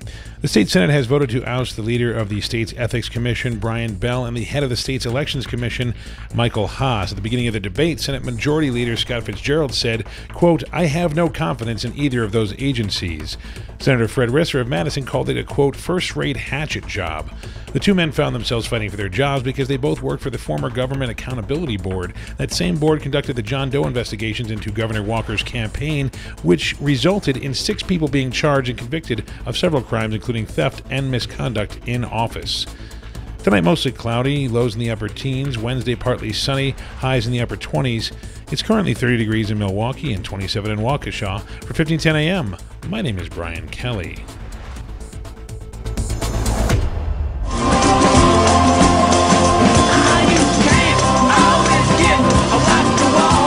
I would have gotten away with it too if it wasn't for those meddling devil's advocates. Welcome back to the Devil's Advocates Radio Show. We've been joined by a fine guest. He is Jay Heck, Common Cause in Wisconsin. Jay, welcome back to the Devil's Advocates Radio Show. Gentlemen, and I use the term lightly. Great to be with you again. How are you? Quite loosely. I wish it were under bettering circumstance. Jay, I'm going to lay it out. Yeah. You tell me if I got this right. First, Scott Walker broke the campaign finance laws in the state of Wisconsin. And then the courts gave him a get-out-of-jail-free card and said, burn the evidence. And then the Republicans changed the laws, and then the Republicans effectively got rid of the referees. And now, Jay, today, the Republicans go out and they get rid of the state elections and ethics leaders in something of an unprecedented act without due process or even a hearing. Jay, that's something, as I would see, of setting the stage. How close am I to accurate? I think you're accurate in all counts, and what you can call this book is the retroactive decriminalization of Scott Walker. what they're doing is they're trying to wind history backwards and pretend that the illegal coordination between Scott Walker and Wisconsin Club for Growth never happened. And now what they want to do is get rid of all the folks that had any knowledge or even any glimpse that this might be the case. They want to purge them from two commissions that they created. So it's really, as you mentioned, unprecedented. And unprecedented because this is the first time in Wisconsin history that two positions in state government that require the confirmation of the state Senate have gone forward, been rejected in this case without a public hearing. And the secrecy involved in this is something that we ought to be real concerned about. Jay, heck, I want to turn back the clock to the caucus scandal days. Here in the state of Wisconsin, we used to do it with, partisan oversight. And effectively what would happen is both sides were cheating the taxpayers, cheating the system. They were campaigning on the taxpayers' dollar. And while I know the Democrats went to jail for it and the Republicans were at least prosecuted for it, Jay, that was basically the impetus for the GAB, if I recall correctly, sir. I know you were instrumental, at least at the onset. Jay, it was because the old system was broken. The partisan board wasn't doing any oversight, and effectively everybody was cheating on the taxpayer dime. Do I have that part right, sir? You have it exactly correct, boy, and you're a very good historian. That's exactly right. And what happened was the old state elections board and the old state ethics board, they were filled with political appointments like the commissions now are, and they completely failed to uncover the corruption that was occurring in the Capitol. And so, as you mentioned, the Government Accountability Board was formed with unanimous support of every Republican and every Democrat in the state Senate and the state Assembly, save two. And those were two Democrats who were cranks. Everybody else voted to establish the GAB, and it worked so well that it uncovered criminal activity on the part of Governor Walker during the 2012 campaign. And of course, that angered the Republicans so much that they had to get rid of it. And in 2015, they shoved through legislation to destroy the Government Accountability Board and, as you know, to destroy the John Doe law so that it wouldn't affect politicians. And then they rewrote the campaign finance law to decriminalize the crime that Scott Walker had committed in 2012. So this is the final, well, maybe it's not the final step, but this is another step in a long series of deliberate efforts to make Wisconsin a one-party state. And as I said, the secrecy that shrouded this entire episode, even the two that were ousted don't really know what they did other than having been bodies in the Government Accountability Board offices during the corruption, during the investigation, which, by the way, the GAB did not conduct. All they did was authorize an investigation, which was conducted by 5 district attorneys, 2 Republicans and 3 Democrats. And Jay, even if you believe Wisconsin's conservative bloc on the court's unique reading on campaign finance laws and the Constitution, of course, no other state agrees with their reading on the laws. But even if you agree with the changing of the law, and it's the new law, corruption, it's all legal, it's all good here, it's all legit now. But to go back... Speech. Yeah, free speech, as Republicans would describe it. Lots of dark money in coordinated fashion, anonymously, corporate or private, Jay. It's all free speech. But, Jay, ultimately, this reading of the law, even if you feel like, okay, this prosecution was unjustified and it indeed was a free speech issue, why are they going after the prosecutors? It was clearly decided law. Precedent had been set. The GAB had given candidates like Scott Walker advice to coordinate with outside groups would be illegal. He did it anyways. Jay, they've changed the law, but why are they going after the prosecutors? Be it Schimmel's erroneous, slanderous BS report, or be it Voss and Fitzgerald just being bullies effectively at this point. Jay, why the pound of flesh after the fact? They just keep regurgitating the fact that the governor was corrupt and he was breaking the law when he was coordinating with outside groups. Why this optic? Why this pound of flesh now? Well, now, and particularly now, you saw what happened last week in the 10th Senate District. The Republicans are fearful. They're scared to death that the people of Wisconsin are going to turn against them. So what they want to do is get rid of any semblance of nonpartisanship, fairness, and impartiality in the State Elections Commission and in the State Ethics Commission, and replace them with reliable lackeys that Scott Fitzgerald and Robin Voss and Scott Walker can dictate to and tell them how they want this election to turn out. They want to make it as difficult as possible for people to be able to vote. They want to make it as difficult as possible to be able to go after any corruption that might be occurring between now and November. It's pretty evident. Otherwise, why would they have denied a public hearing, and why would they have been the only ones to know why they wanted to get rid of Bell and Haas and told nobody else? Not the press, not the Democrats, not the media, nobody. That's why they want to make sure that they can complete the transformation of single party, one party rule in Wisconsin. It's pretty evident. Why else would they go to all the trouble of keeping this a secret? And to have the votes. You're listening. That's. Sorry about that, Jay. You're listening to the Devil's Advocates on WRRD, Wisconsin's Resistance Radio. Jay Heck, he's the Executive Director, Common Cause in Wisconsin. He's on the line with us. Jay, Michael Haas was in studio with us yesterday. He's the administrator at the Wisconsin Elections Commission. And he indicated that perhaps the Senate doesn't have the power to fire him. I saw the reporting of Mark Sommerhauser in the Wisconsin State Journal indicating that your organization may consider lawsuit in this case. What's your thought on that, Jay? Well, if we do it, we would defer to Mark Thompson, who has actually been the most out front about claiming that the Wisconsin State Senate, simply by denying the confirmation, has the power to remove the commissioners, particularly in the case of Mike Haas. So we'll obviously wait to see what they do. But if they do nothing or they decide they can't, we are researching it. We're working with the ACLU and others to see what the legal options could be. Brian Bell has said that if he was not confirmed, then that he was likely out. By the way, Haas in particular, this is a grave injustice. I thought the way Brian Bell sort of turned on his old colleagues at the GAB was pretty slimy, to be honest with you. But nevertheless, their rejection and their ouster by the Senate Republicans, and the other sad thing, not a single Senate Republican stepped forward.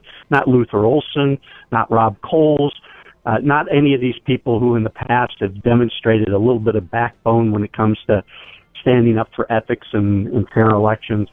They all kowtowed to Scott Fitzgerald, who obviously has a personal vendetta. And you know that Leah Vukmir and Howard Markline, they were incensed that their names were in the ridiculous report put out by the Attorney General. Well, their names were in that report because there was evidence there was cause to investigate possible violations of Wisconsin campaign finance law. That's why their names were in there. That's the only way that you get investigated. You don't just get investigated because someone wants to investigate you.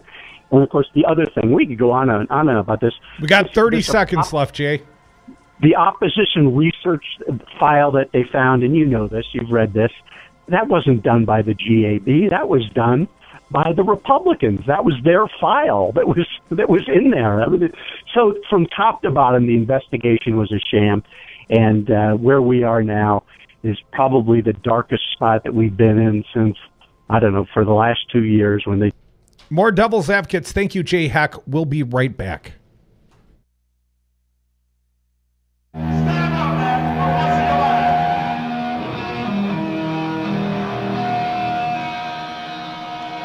Good evening, everyone. Due to FCC regulations and that we are a daytime AM radio station, this now concludes our broadcast day. But you don't have to leave us. We do stream online 24/7 at newstalk1510am.com. That's newstalk1510am.com. Or check us out on the TuneIn app at WRRD 1510am. For those of you already streaming, we now continue regular programming, and please welcome your friends from the radio station. Say hi, everyone. News Talk 1510 AM, WRRD, Wisconsin's Resistance Radio.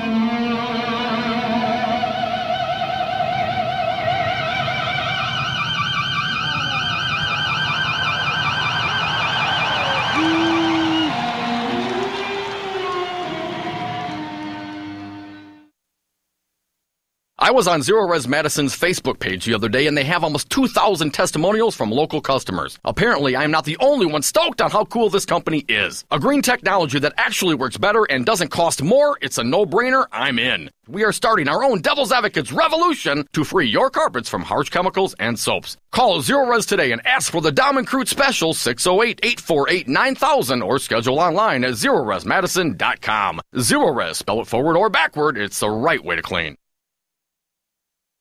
Hello, friends. Tom Malanzi here from Teamsters Local 200. Here's a fact. United States Labor Department statistics show union workers receive, on average, 30% more in pay and benefits than non-union workers doing the same job.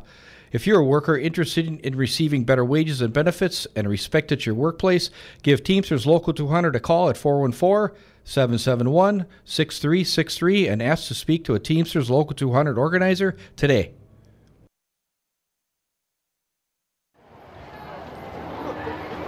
Make a resolution, Milwaukee, to eat your fruits and vegetables. Go to the new Pete's Fruit Market on Martin Luther King and North Ave.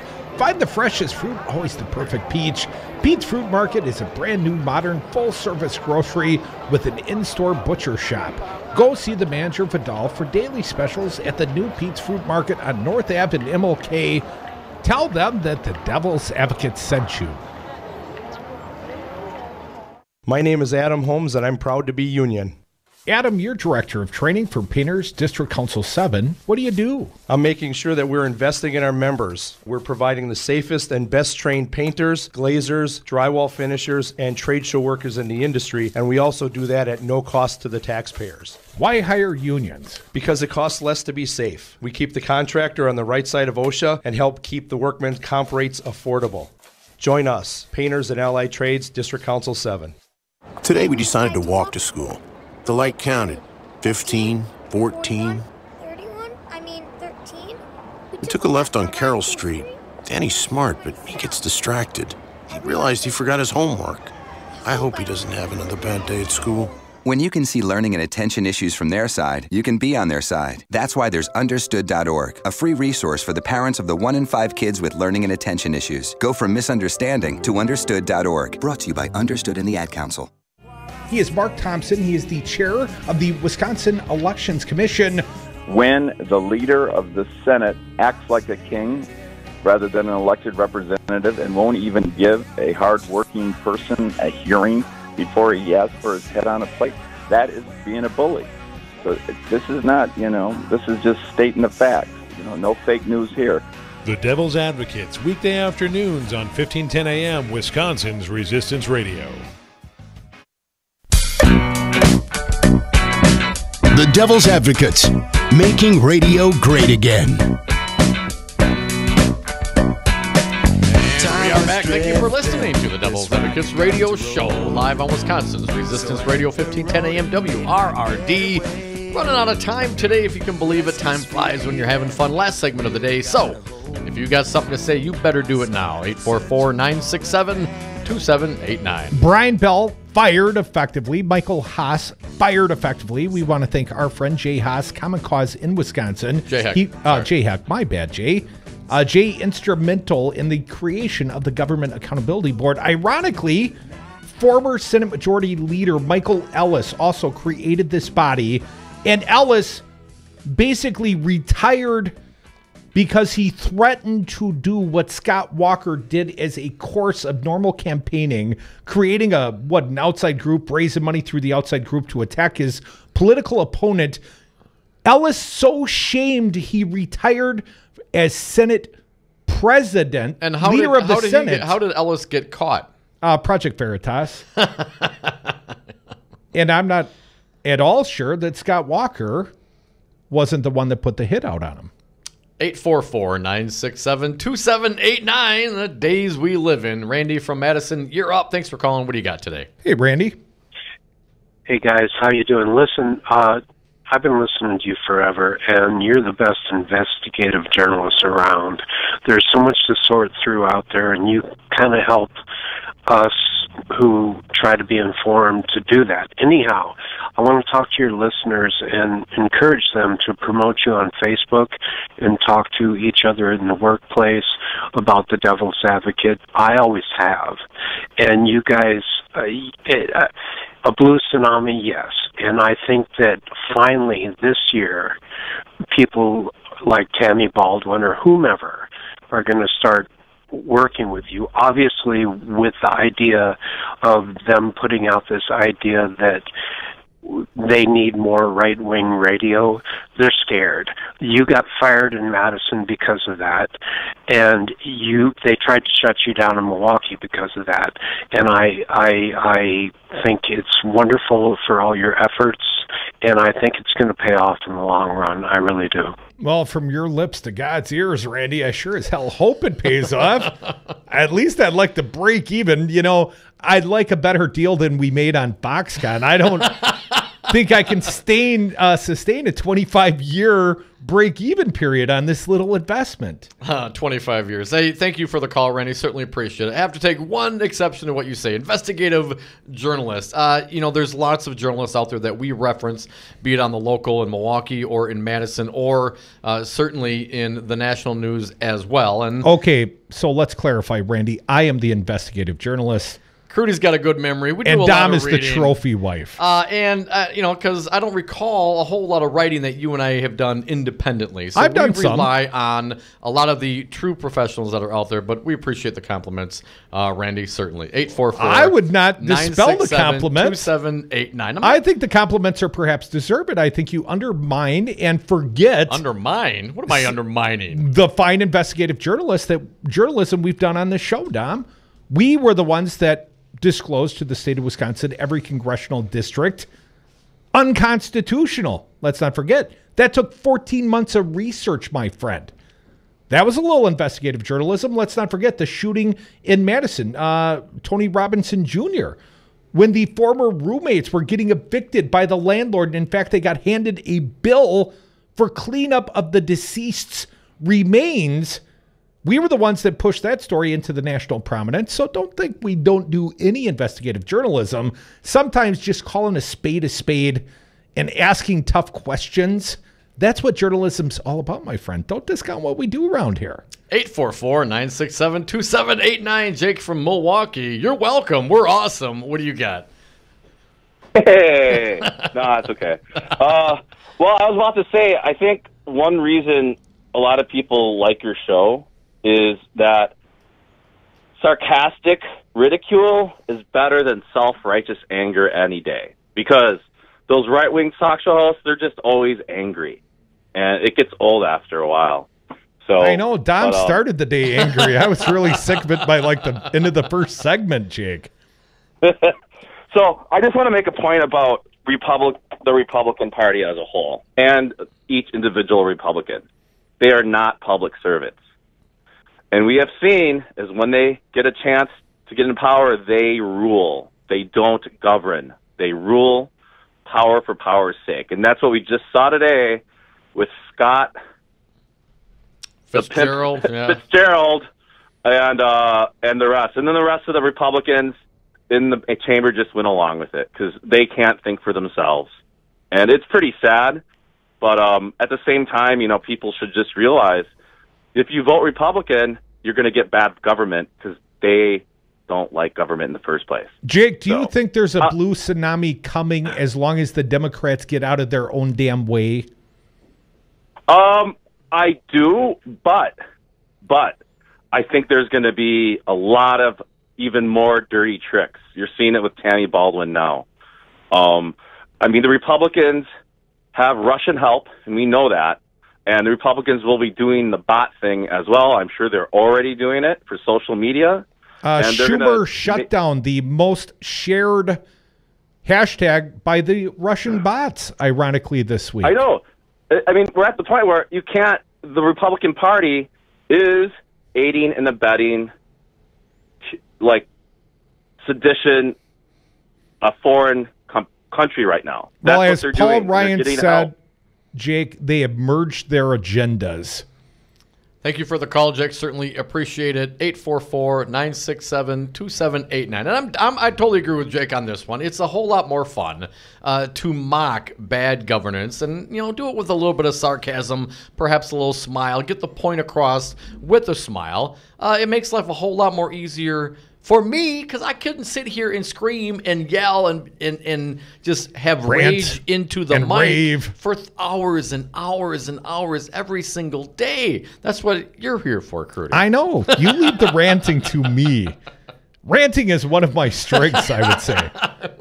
Certainly not considered intelligence or thoughtful foresight. Oh, come on. Don't sell yourself short, man. Hey, I'm just happy when I'm not profane on the FCC-regulated airwaves. It's always the number one goal of the day is to not swear on the radio. Now, tomorrow, no promises. Governor Scott Walker giving his State of the State address at 3 p.m. We'll bring it to you live, and we'll step on it. Are we doing it here, or are we in Madison? We are not able to go to the state capitol. We don't have a broadcast location. Apparently, all the rooms in the state capitol being used up for, entertaining lobbyists. All right. I hear Joel Clayfish is having a game feed down at his office at noon.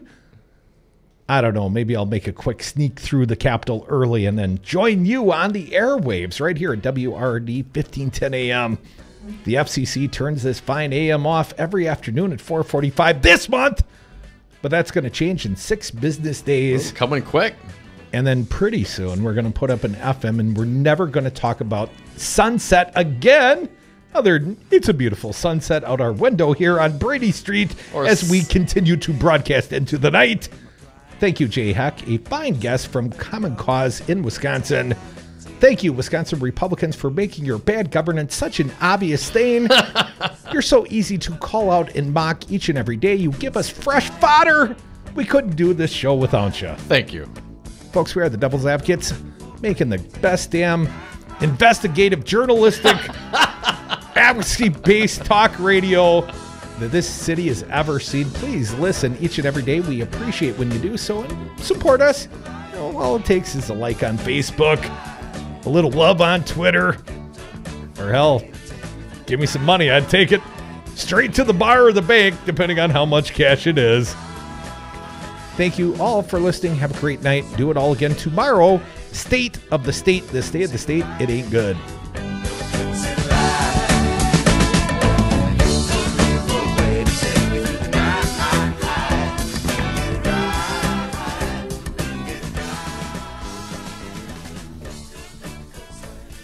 The biggest fear that I think a lot of our supporters have is the outside money. Oh, it looks good on you, though. What do you think of these online reports that say you had a love child in college?